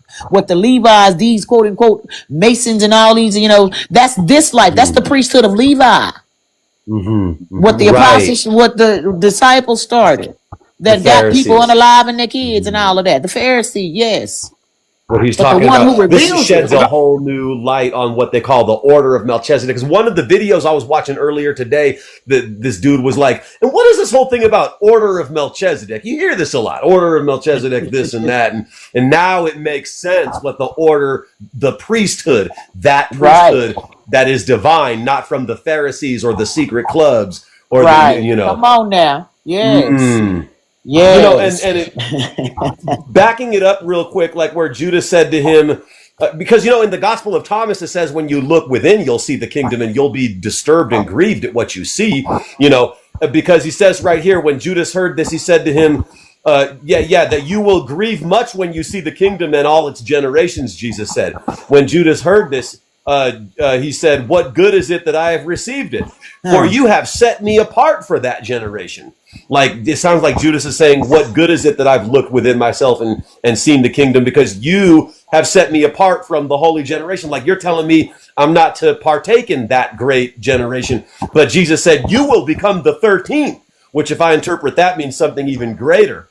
And you will be cursed by the other generations and you will come to rule over them. In the last days, they will curse your ascent, meaning Judas is going to go higher than them. To the holy generation. Can I point something out? Okay. Go ahead. So I of course have the Holy Bible version, and I'm looking at it on my tablet, right? Right. And at the end of 21 in Hebrews 7, it says after the order of Melchizedek, right? And it has a smiley face, y'all. It does? Hold on, I'm going to show you. Wow, wait a minute. It sure does. It has a colon and even on what I'm looking at. I'm looking at it online. Wow, I know what you mean. Okay. But why is that there? What punctuation is that? It has a colon and then a parenthesis. I should look at mine and see if it has that. I should go grab my. I'm looking at it right now on BibleGateway.com. That's where I got it pulled up. See the smiley face right there? Yeah. Yeah, that's what it has in mine too. Mm-hmm.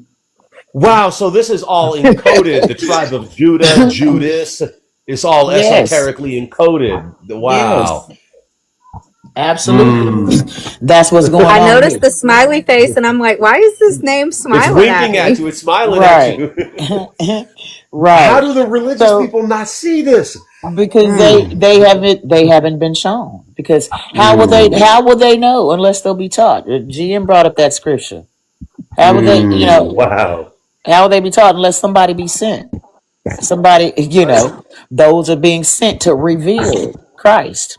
He says another thing that y'all are talking about the context. When he says, "Why did you show me this?" Remember, he had just told him about the dream where he was persecuted and all of that. So he's revealing all the stuff that he got to go through because of who he is. And he said, "Well, shoot, why did I even wake up to know this?" Same way a lot of us have felt like this. When this is why I say when they glorify being chosen. When you really you Right. ain't glorifying, you ain't walking around. I'm part of the chosen. Hey, chosen one Right. here, chosen. Right. You ain't doing that. Right. You ain't doing that. Quite the You know it for opposite. yourself. You know, Absolutely. quite the Yeah. opposite. Because there's days Wow. you wake up and you're like, hold on, I'm chosen today. Okay, Right, blood. right. So that's what he's saying. Why even? I don't understand. You set me apart for this. You understand? You set me Right. apart for this. What good does it do me? Wow. Right. I'm starting to see so much. Uh-huh. So many things racing through my mind right now with putting all these pieces of the puzzle together. Yes, indeed. Indeed. Let's continue. Jesus said, "Come that I may teach you about the secrets no person has ever seen." Now, For again, there he's exists. showing him something nobody has seen. Judas. Judas. Go ahead. So only showing Judas, am I right, great brother? Only Only showing showing Judas. Ashe, a great and boundless realm whose extent no generation of angels has seen. Not even the In which, angels. right, there is a great invisible spirit, which Mm, no eye of an angel has ever seen. mm. No thought of the heart has ever comprehended. And it was never called by any name. Oh, we know the AOJ tells us what this is. Right, right. And a luminous cloud appeared there. He said, "Let an angel come into being as my attendant." A great angel, the enlightened, divine, self-generated, emerged from the cloud. Because of him, 4 other angels came into being from another cloud, and they became attendants for the angelic self-generated. The self-generated said, "Let blank fragmented come into being," and it came into being. Let come into being, and it came into being. And he created the first luminary to reign over him. He said, "Let angels come into being to serve him." And myriads without number came into being. He said, "Let an enlightened eon come into being." And he came into being. He created the second luminary, reign over him, together with myriads of angels without number, to offer service. That is how he created the rest of the enlightened eons. He made them reign over them, and he created for them myriads of angels without number to assist them. Stop right there. Adamus. Okay, Stop let's right stop there. there. Yeah. I want to read Okay. something. Now I'm to jump over to the AOJ real The quick. AOJ, the Apocryphon of John. Yes. Let me see. And Cap, this is a part of that. I know that sounded familiar to you from what in your daily devotion, the new one that I changed. I got you Right. reading about the Most High one. And Right. those Yes. things. In the Yes. AOJ. Yes. So, okay, hold on. Let me go back to here real quick. In the book of Barbelo. Right. So Which I can go grab that if you want me. Okay. yeah, you can if you like. Okay. But If you he want me says, to. yeah, he says, "Come, may I teach you about the secrets no person has ever seen, for there exists a great multitude in boundless realm, whose extent no generation of angels have ever seen, in which there's a great invisible spirit, which no eye of an angel has ever seen, no thought of the heart has ever comprehended. So he's talking about this invisible spirit. Then it says that these things generated, that he started creating. So this said in the AOJ, he says, and I asked to know it, and he said to me, the monad is a monarchy with nothing above it. It is he who exists as God and Father of everything, the invisible one who is above everything, who exists as incorruption, and which is in the pure light into which no eye can look. What did it tell you about Jesus, Judas? Even though he came from he couldn't look in his eyes, right? It says he is the invisible spirit of whom it is not right to think of him as a god or something similar, for he is more than a god, since there is nothing above him, for no one lords it over him. For he does not exist in something inferior to him, since everything exists in him. So this is talking about the Most High One, this invisible spirit, or the invisible virginal spirit you hear it referred to. And in the AOJ, it starts out as telling you about the Most High One. And then after that, it tells you about the Barbalo coming into being. And then after the Barbalo comes into being, and it tells you, that she asked for she created foreknowledge, forethought, and indestructibility. And then the AOJ and eternal life, forethought, instructibility, and indestructibility, and eternal life. And the Most High granted it to her. And then down in the AOJ, it says, and he looked at Barbalo with the pure light which surrounds the invisible spirit, and with his spark, and she conceived from him. He begot a spark of light, with a light resembling blessedness, but it does not equal his greatness. This was an only begotten child of the mother father, which had come forth. It is the only offspring, the only begotten of the Father, the pure light. And the invisible virginal spirit rejoiced over the light which came forth. And then it says that he anointed it and he worked with this spirit, which is Barbalo. And then it says, and immediately when it had received from the spirit, it glorified the Holy Spirit and the perfect forethought for whose sake it had come into being. And then, so now this is the Christ that the mother father has came and created, and they gave birth to the Christ. And now it's talking about the Christ. It says, and it requested to give it a fellow worker, which is the mind of Christ, and he considered gladly. And when the invisible spirit had consented, the mind came forth, and it attended Christ, glorifying him in Barbalo. And all these things came into being in silence. And the mind wanted to perform a deed. And through the word of the invisible spirit, and his will became a deed, and it appeared with the mind, and the light glorified it. And the word followed the will. For because of the word, Christ, the divine autogenes, created everything. And the eternal life, his will, and the mind, and the foreknowledge attended and glorified the invisible spirit and Barbalo, for whose sake it had come into being. Then it goes to tell you all the things that the Christ created. It says that the Christ created the divine autogenes, and he created these different spirits to attend to it. Same way we just read in the Gospel of Judas, where it says that he made a great angel of enlightenment, the self-generated and divine autogenes, same thing. Right, same thing. Self-generated, divine autogene, something auto-generates, that's self-generated.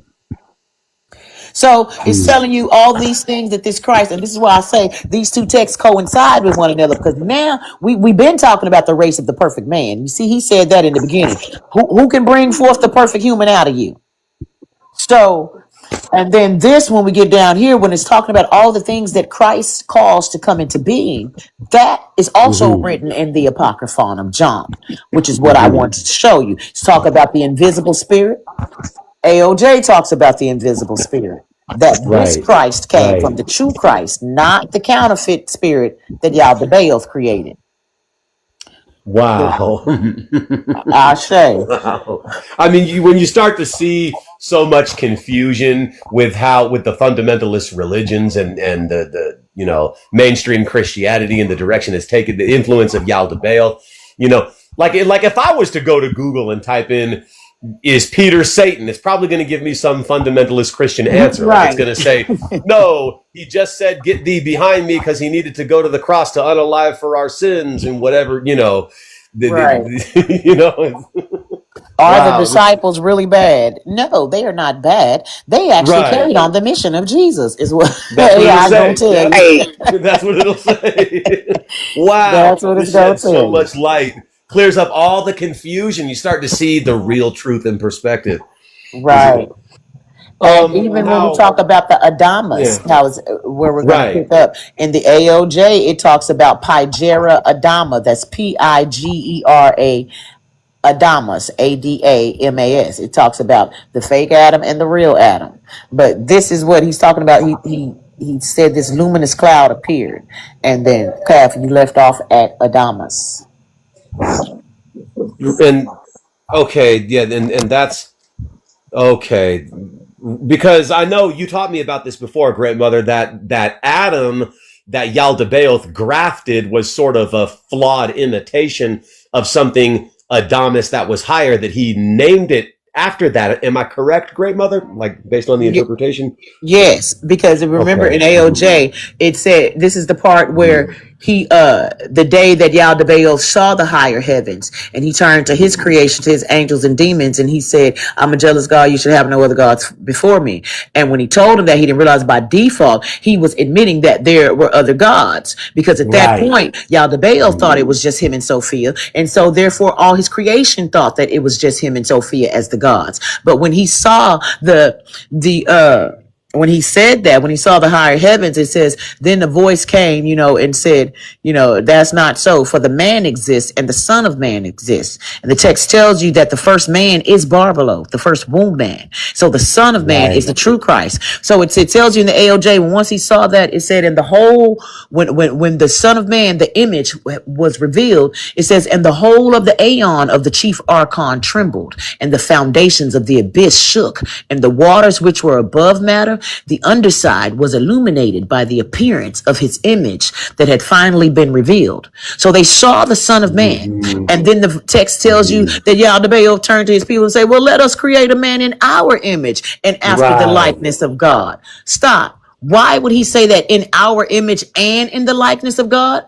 And that's what it says in Genesis. But they would have you to believe that that's God talking. So why does he say in our image and in the likeness of God, if that's God? Look it up right now. Making so much sense. And look at the verbiage. I'll say. Go ahead. And I remember you told me, Great Mother, that Son of Man is the true luminous one from the Pleroma. That when they say Son of God, we know usually they're talking about Demiurge. When they say, that's what they're talking about. The sons of the God of this world, which is Yaldabaoth. And even when we look at when I talk about the false Christ, in Matthew, where Pilate asked, who do you want me to release? Barabbas, and how the one translation tells you that his name is Jesus Barabbas. Yes, so it tells you that his name is Jesus Barabbas when you read it in the NIV. And Barabbas means son of the Father. Bar means son of. Abba, we know, means father in Hebrew. So Jesus Barabbas would be, who do you want me to release? Jesus, who's the son of the Father, or Jesus, who is called Christ? That's the two different ones. That's Yaldabaoth's creation, the Son of God, and then the Son of Man. Yeshua never called himself the Son of God. He said the Son of Man. Because that's the one who comes from the race of the perfect man, who comes from the first man, which is Barbalo. That's the one who Judas said, I know who you come from, the immortal realm of Barbalo. And the one who sent you, I'm not even worthy to utter the name. Wow. So everything Yaldabaoth created is basically a flawed imitation. So they never even mentioned his name. Right. Yeah, and even the church taught you that everything that God has, Satan has a copy. They told us that, young, I remember hearing that in church. Everything God has, Satan has a copy. A copy of it. That makes sense. Because, and even the AOJ, Calf, it tells you that everything he created was a replica of the higher heavens. Not that he had saw the higher heavens, but because his mother was Sophia and that was her origin, it was a part of his ancestry. He couldn't create nothing new.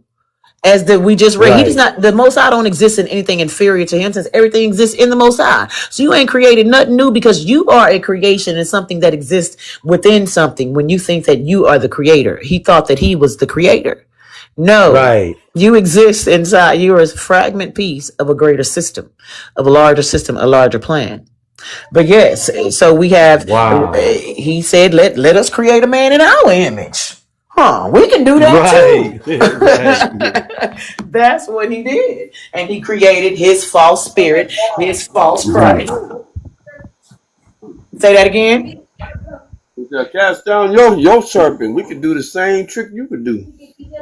Come on now. Yeah, that's what, when Elijah was going, and Moses, when he was going back and forth with them priests. Oh, you do that? We could do it too.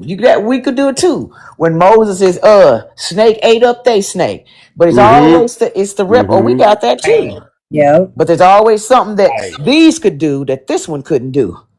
Because when that angel of unalive came through, Pharaoh couldn't match. Pharaoh's priests couldn't match that. They couldn't do that. They couldn't do that. So, we can go ahead and pick up on Adamus. Okay, it says, Adamus was in the first luminous cloud that no angel had ever seen among all those called God. He, that the image, it's fragmented, and after the likeness of this angel, he made the incorruptible generation of Seth appear. The 12, the 24. Book of Revelation talks about the 24 elders. He made 72 luminaries appear in the incorruptible generation in accordance with the will of the Spirit. The 72 luminaries themselves made 360 luminaries appear in the incorruptible generation in accordance with the will of the Spirit, that their number should be 5 for each. The 12 eons of the 12 luminaries constitute their father, with 6 heavens for each eon, so that there are 72 heavens for the 72 luminaries, and for each of them 5 firmaments, for a total of 360 firmaments. All right. They were given authority. Oh my. Okay, yeah, go ahead and finish that paragraph. Go ahead. They were given authority and a great host of angels without number for the glory and adoration, and after that also virgin spirits for glory and adoration for all the eons and the heavens and their firmaments. Ashe. So this is the construct. This is Yeshua, the Son of Man, telling about the heaven of heavens, the heavens above Yaldabael's heaven. And now remember, I was just telling y'all that, the text AOJ says that he created a replica, not that he had ever seen the higher heavens, because it tells you that he did never, see it. He wasn't kicked out of heaven. That's not the real story. But this writes here, this is the AOJ. It says, this is the first archon who took a great power from his mother, and he removed himself from her and moved away from the places in which he was born. He became strong and created for himself other aeons with a flame of luminous fire, which still exists now. And he joined with his arrogance, which is in him, and begot authorities for himself. The name of the first is Athoth, whom the generations call the Reaper. The second is Harmas, who is the eye of envy. The third one is Kalila Ombri. The fourth is Yabel.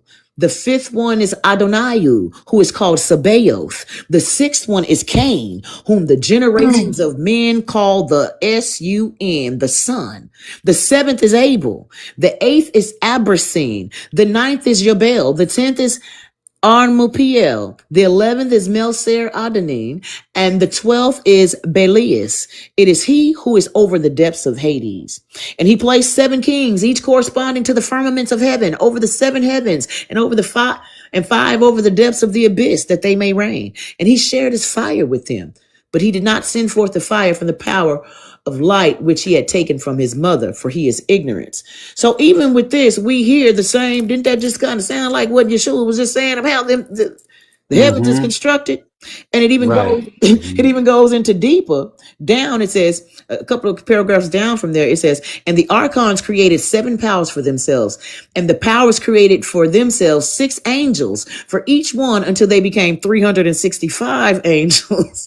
And these are the bodies belonging with the names." And then they name all those names. He says, it says the first is Athoth, as he has a sheep's face. The second one is Eloeu. He has a donkey face. The third is Astaphaeos. He has a hyena face. The fourth one is Yao. He has a serpent face with the 7 heads. The fifth is Sabaoth. He has a dragon face. The sixth is Adoni. He has a monkey's face. The 7th is Sabede. He has a shining fire face. This is the 7ness of the week. But Yaldabaoth had a multitude of faces. So you see the carbon copy? Right. You see the carbon copy. Absolutely. That's why I said these 2 books. Circle. Right. 360 and 365. You know. But we see the similitude in which Yaldabaoth created this. It's the inversion. It's the equal opposite. That's what he did. He took, for every action, there's an equal and opposite reaction. If this is true, then by default, its equal opposite is also true. If this is this, and that's the inversion. That's the inversion of the gospel. That's the inversion of the science. That's why it's a direct copy. Because same way with an algebra problem, anything you do on one side of the equal sign, you got to do on the other side of the equal sign. If it's true, then this is true. If it's over here, it got to be over here. That's a mathematical law. And we know numbers don't lie. Math don't lie. The universal language. So in this paragraph, Great Mother, when it mentions like Adamus was in the first luminous cloud that no angel had ever seen, and it goes into breaking down these mathematics, it's talking about the real initial creation, not Yaldabaoth's, correct? Because Yaldabaoth this part of the Gospel of Judas, I mean. Yes, it's talking about, the higher heavens. And this, what I'm reading, is reading how the lower heavens is constructed, what Yaldabaoth did. And it sounds almost verbatim, to each. Right. It's saying the same thing, the same construct, use the same blueprint. That's why I say there's but one truth. Either they working with it backwards, and how GM was talking about the error of the stars, the backwardness, the inversion. But it's but one blueprint. And what they do with that blueprint, that one blueprint, is the same character, same role, different character name. You understand? So wow, and this opens up a lot of subjects we could build on too with regard to this, because Yaldabaoth, he's the envious one, and he's kind of like that little brat of a kid, Yaldabaoth, who's kind of just like I want to do it too. Since the Most High Barbelo did it, I want to also do it. Right. Like, I'm going to imitate it. I could do it just as good. And maybe jealousy reaps from the pores. Right. For sure. When we talk about shadow work, there's that part of the lower self that wants to do. It's like I can do it too, but it turns out to be a flawed imitation because it isn't the authentic initial thing. It's like you say, a carbon copy. And we know there's so many angles we could go with this. I mean, and we know little kids go through that phase, around 2 or 3, once they learn certain things. I want to do it. They don't want you to do it for them anymore. They go through that I want to do it phase. I want to show you what I can do phase. Right. And that's what you're talking about when you likened him as unto a child, and it also shows the infancy, a person who's in the infancy of their spiritual walk. I wrote this paper called So You Are Awake, and it's basically telling the newly awakened what to expect. It's like when we first wake up, we be out there trying to tell any and everybody, no, you don't understand, it's a lie, but as you grow and as you keep going, maybe I'm just better. Let me just be quiet and just study and get the stuff down. It's levels The to wisdom. it. Right. It's the wisdom. But in our infancy, I want to do it. I want to do it. Let me show you. Let me show you what I can do. Look what I know. You know, how people use the knowledge to debate and all of that. That's spiritual infancy. You're only doing, you're showing what, you're not doing it to edify anybody. That's not your main intent. Right. To uplift others. You just want praise for It's for to the self. uplift yourself, for your egotistical gains. Right. One thing that occurred to me, Great Mother, and I'm sure you know exactly what I'm talking about. So, like, we look at the story of Yaldabaoth, like, if we say theoretically Yaldabaoth could have made better choices, maybe Yaldabaoth could have been his higher self instead of do what he decided to do. So what I mean, for example, and you'll see where I'm going with this, is like, let's say, imagine instead of trying to imitate the higher heavens and create these archons to rule over this prison that he created and make his own son of man that he named Adam, what if Yaldabaoth just decided to tread his own path and just exist as what he is and humble himself instead of do what he decided to do? And this is a trip because I'm not going to say this individual's name, but on one of these TikTok live streams with, some of these funny characters that don't even really need to be brought up, I heard one of them say one time, I'm just treading my path. I'm just existing as I was created to exist. And that's all I can do, which maybe that would have been the better route if I'm making sense. Right. Right. Yeah. Just be what you are. That's what the Sister Hilaris was saying, like Yaldabaoth wanted to be Barbalo. Instead of just be what he is, like he could have just been like, okay, I was born this abomination from a mistake or a fornication that my mother Sophia committed. But I'm just going to humble myself and exist in this form for a while. But instead, he decided to be arrogant and wanted to create a flawed prison, and right. Okay, we're gonna keep on reading because it's fixing to really cross paths. It's fixing to read exactly the same as the AOJ in just a second. Go ahead. Absolutely. It says the multitude of those immortals is called the cosmos. That is perdition by the Father and the 72 luminaries who are with the self-generated and his 72 eons. Hold on, stop real quick right there. We got these 72 luminaries, same way on the other side, we got the 72 demons of the Goetia. Continue. Right. Right. That came to mind. And perdition means hell, doesn't it? Yeah. And it says the cosmos. The multitude of those immortals are called the cosmos. That is perdition. That's deep. Right. So the cosmos, these constellations, that's the lower heavens. He is telling you that that's perdition. That's really hell. And when I have a poem called "The Greatest of Evil." I say the demons that had the power. The evil that had the power to bind the demons to the bottom of the sea. Demons being bound to the sea is these demons being bound in constellations. Same way we got these Greek gods. We got Cassiopeia, and she was thrown into the stars for this, and she was stuck to the heavens for that. And that's being bound. You understand? So what's above, when they tell you that the sun is hot, how is the sun hot when the higher we get up, we go up, is colder? Is it not? On mountains, it's colder. And when your body, when the spirit leaves the body, an unalived body, it does what? Turns cold, does it not? So yes. So you go closer and get colder. Thank you. Things of death is not necessary. Hell ain't hot. Hell is cold. Right. Hell is up and not down, because we're living in the upside down kingdom. So what we see is up is really down. Left is inverted. Really right. It's inverted. So this is what he says. The multitude of those immortals is called the cosmos. That is perdition by the Father and the 72 luminaries who are with the self-generated and his 72 aeons. In him, the first human appeared with his incorruptible powers, and the aeon that appeared with his generation, the aeon in whom are the cloud of knowledge and the angel, is called El. Aeon after that said, let 12 angels come into being to rule over chaos in the underworld. And look, from the cloud there appeared an angel whose face flashed with fire and whose appearance was defiled with blood. His name was Nebro, which means rebel. Others call him Yaldabaoth. Another angel. Right. Now think this is the Gospel of Judas that we're reading from, not the Right. ALJ.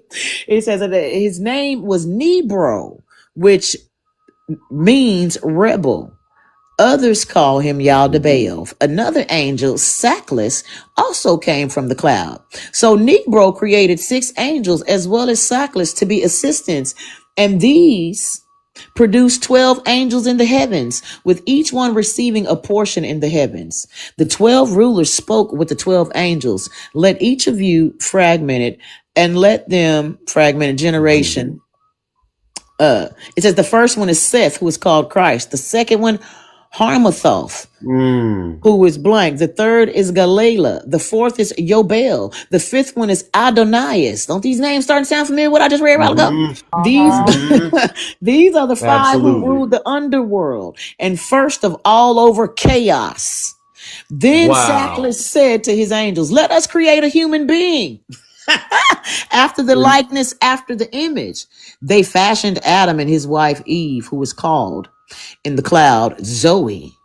For by this name all the generations seek the man, and each of them calls the woman by these names. Now Sackless did not blank command except the generations this fragmented, and the ruler said to Adam, "You shall live long with your children." Judas said to Jesus, "What is the long duration of time that the human being will live?" Yeshua said, "Why are you wondering about this? That Adam with his generation has lived his span of life in the place where he has received his kingdom with longevity with his ruler." Judas said to Jesus, "Does the human spirit die?" Yeshua said, "This is why God ordained Michael to give the spirits of people to them as a loan, so that they might offer service. But the great one ordered Gabriel to grant spirits to the great generation with no ruler over it, that is the spirit and the soul. Therefore, the rest of the souls, 1 line missing, 2 lines missing, around, let spirit that is within you dwell in the flesh among the generations of the angels. So even with this, with the situation that happened last night, when one was saying they were Gabriel, and remember I was saying this person is trying to exert themselves above us in a position of authority that they don't have by saying that they're that angel. What did you say? But the great one ordered Gabriel to grant spirits to the great generation with no ruler over it. No, sir, that's not who you are. I didn't want to say anything. Yeah, that was, yeah. There's a lot with this here. You taught me who I am, Great Mother, which is Caph, the son of Cassiopeia. And as it mentions here, Cassiopeia is, from a certain perspective, in perdition, bound in the cosmos. As it mentions, cosmos perdition. Right. Is that correct, Great Mother? Yes. Yes. Even in a sense, like I said, it's the inversion. In their kingdom, we're the bad guys. In our kingdom, they're the bad guys. And in their kingdom, same way in the 3 Descents of Barbelo says, she came to be one of them amongst them, to play by their rules and still in other words, use your doctrine. I can use this Bible and still wake up my people. Those who have ears to hear, who are really mine, gonna hear what I'm really teaching them. So when you, as they say, when in Rome, do as the Romans do, you got to play by their rules. So in this realm, which is Satan's kingdom, so to speak, Yaldabaoth's kingdom, there's a certain level of being bound that we are on this plane of existence. Because to be entombed in flesh is crippling to the spirit, naturally. The body, the spirit is restricted by what it can do. It can't be its eternal, impossible, all, being self. As long as we're in flesh, we can get as close as we can to it. But so that's a certain type of binding, being bound in this realm, because this realm is his jurisdiction. And Yeshua just said that. He said that they gonna get longevity in their kingdom. They gonna live forever in their kingdom.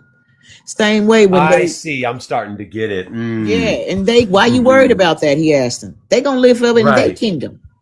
They will forever rule there. This earth gonna keep turning, and this is his jurisdiction. That's his lot that he's been given.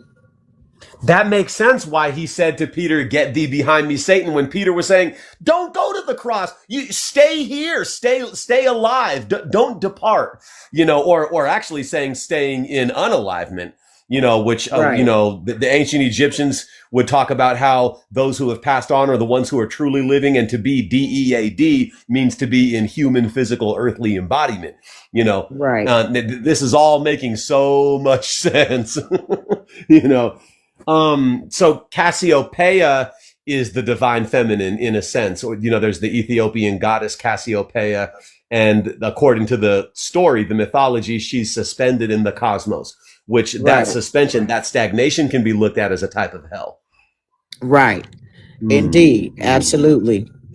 So he says, I'm going to pick up right here, but God caused knowledge to be given to Adam and those with him so that the kings of chaos and the underworld might not lord it over them. So the Most High gave them the tea, gave them the secret, gave them the keys to the kingdom, to where even though we are on this plane of existence, they still can't rule over us in a way that they can rule over those who are mortals. You understand? Right. Once you've been given a certain level of knowledge, i.e. knowing that he ain't got no power, that Yaldabaoth was stripped of his power a long time ago. That's why they kept this AOJ out, because it makes that plain. So, but they have been given knowledge, or they've been given the revelation, to where we have an advantage just by knowing certain things that cause, who was that? Frederick Douglass, I believe, said knowledge makes a man unfit to be a slave. So it makes sense that this thing, knowledge was given to them so that they wouldn't be enslaved by the kings of chaos and the kings of the underworld, that they may be lord over them. They can't lord over us like they can lord over a regular immortal that is Yaldabaoth's seed. They got jurisdiction, that kingdom and they hierarchy and they priesthood. Those who have signed on to that priesthood and those who are Yaldabaoth's seed, they're subject to those beings. Those beings lord over them, have power over them. Only have power over you and even then you're protected while you're in that unknowing state, but only have the power over you in a certain way, even when you're asleep, even then, because you're destined to come to the knowledge of knowing who and what they are. So this is explaining the Gospel of Judas profoundly. It's making perfect sense. It's perfect the way you explain it, Great Mother, the way you put it into like the modern lingo perspective, so we can understand what it's talking about. Makes perfect sense. Ashe. So it says, Judas said to Yeshua, "What will those generations do?" Yeshua said, "Truly I say to you, for all of them, the stars bring matters to completion. When Socklus completes the span of time assigned for him, their first star will appear with the generations, and they will finish what they said they would do. They then will fornicate in my name and slay their children, and they will blank and blank, about 6.5 lines missing, my name, and he will blank your star over the 13th aeon." So it's saying that he gonna do something to your star. That's that body snatching, that soul snatching. After that, Yeshua laughed. Judas said, "Master, why are you laughing at us?" Yeshua answered and said, "I'm not laughing at you, but at the error of the stars, because these 6 stars wander about with these 5 combatants, and they all will be destroyed along with their creatures." Okay. He said they fight amongst each other and ain't none of them gonna make it out alive. Judas said to Yeshua, "Look, what will those who have been baptized in your name do?" Yeshua said, "Truly I say to you, this baptism, blank, my name, about 9 lines missing to me. Truly I say to you, Judas, those who offer sacrifices to Socklus, 3 lines missing, everything that is evil." I believe it's saying those who offer sacrifice, they gonna inherit everything that is evil. "But you will exceed all of them, for you will sacrifice the man that clothes me." Already your horn has been raised. Wow. Your wrath has been kindled. Your star has shone brightly, and your heart has blank. Truly blank, your last blank become 2 lines missing. Grieve missing. The ruler, since he will be destroyed. You see how they take the stuff out to let you know? So-called fragment. I ain't fragmented. Y'all removed it.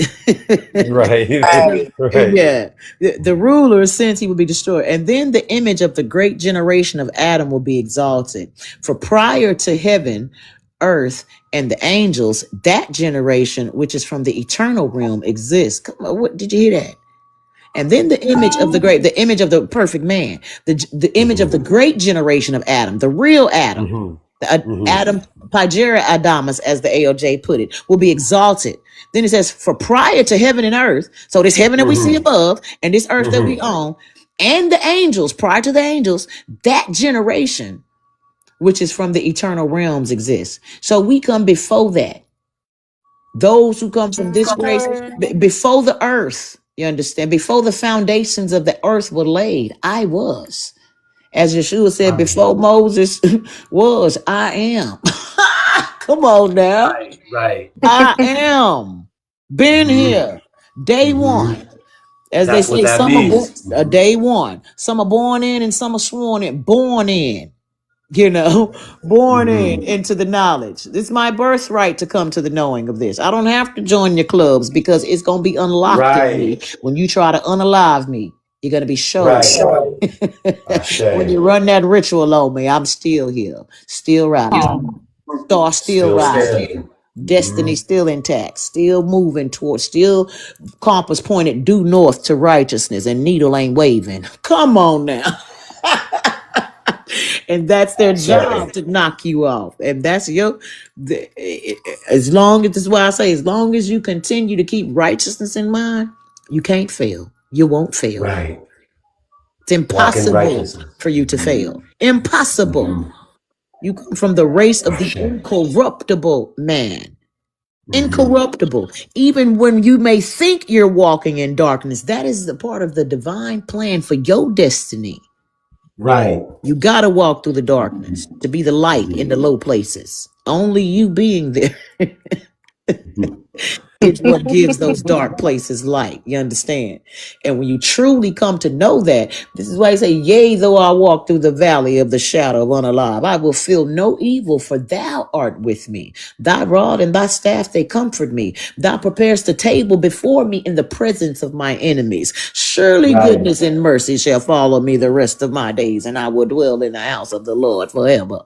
23rd Psalm. The Lord is my shepherd, I shall not want. This is what this is. So when you truly come to know, there's nothing that you fear. Nothing. And like I said, they start running from you. Them demons don't gonna depart from you 7 ways. What? Who? Right. Who? Right. Quima? Oh, no, man, I'm not going over there. I'm not going over there. Matter of fact, I'm finna cash in your soul contract for even thinking. Because I can't even go over there. I can't even I can't even go in the city. Wow. Namaste.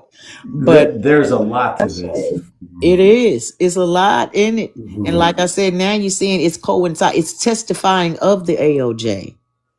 That testify. Each of these testify of the truth of the other. They bear witness to one another. The Gospel of Judas bears witness to the AOJ.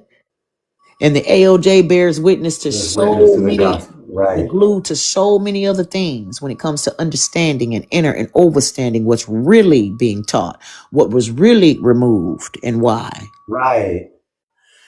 Great Mother, I don't know how much time we have, but I do want to brush back over some of the above pieces of the scriptures of the Gospel of Judas that you read over. If I'm understanding correct, Yaldabaoth and the Archons have set the stars in motion for a respited amount of time, meaning that, it will only last so long before those alignments change, or, they're no longer allowed to hold their rulership. Because if I understand the Greek mythology, the Titans fell asleep, and then the Olympians took over, and the Titans can't come back until the stars are right again.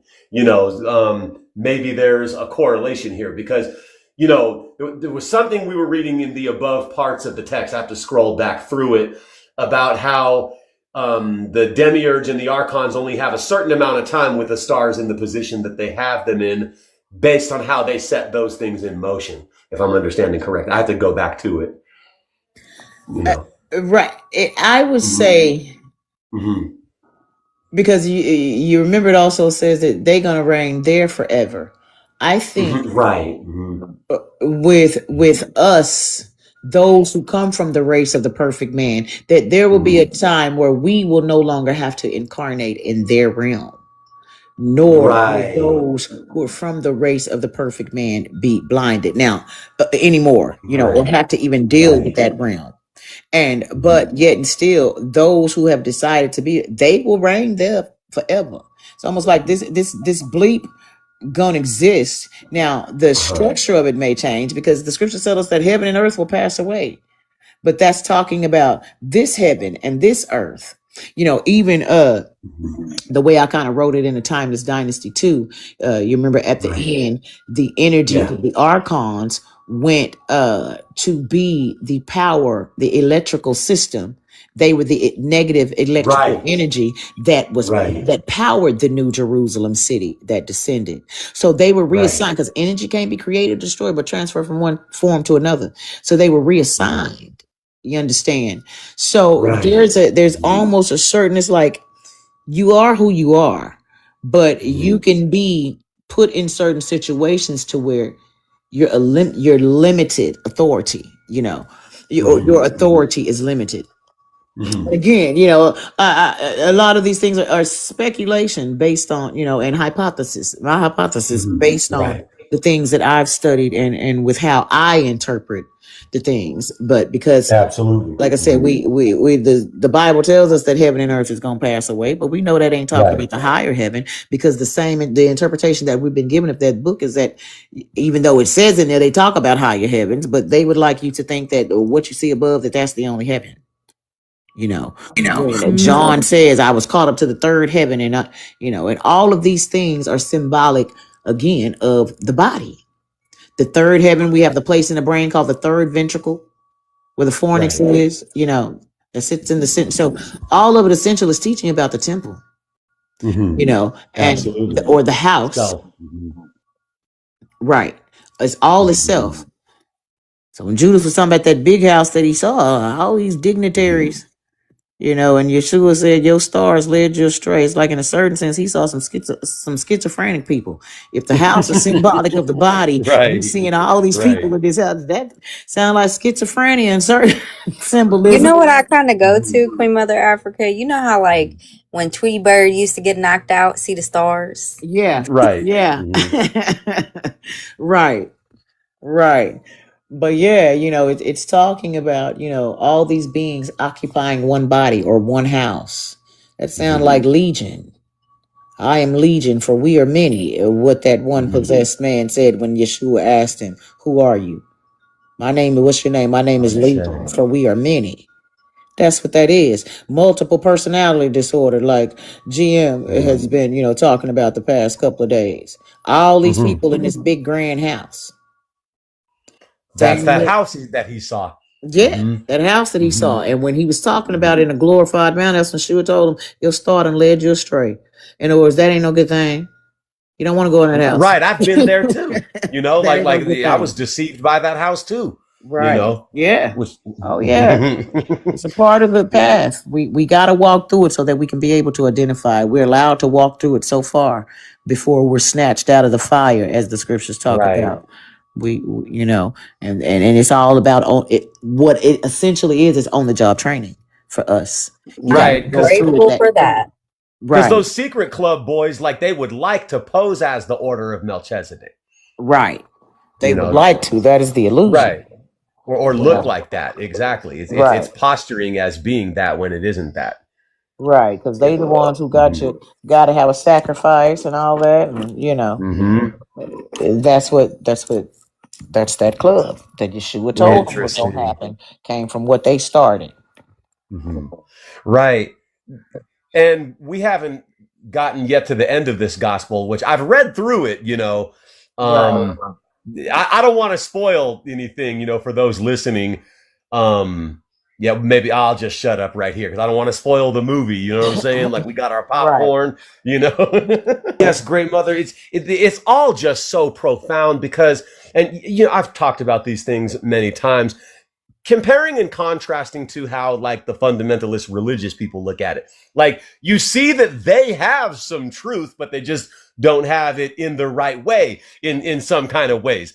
Like even when I go to church on Sunday, if it's a regular Christian church, they're going to be saying some truth when they preach and read from the Bible, but they may not even see the depth of what they're reading from the Bible unless you get into these Gnostic books, because it's like a regular fundamentalist Christian will tell you, well, Jesus was God in person. He was God in flesh. So he had to come down into the human world and speak to us in parables.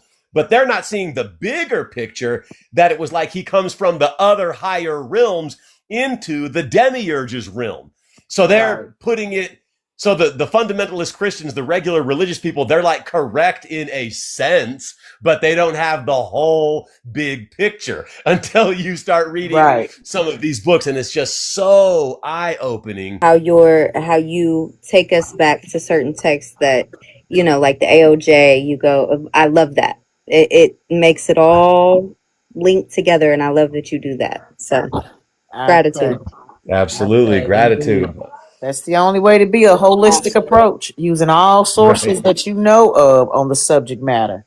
You can get a clear picture.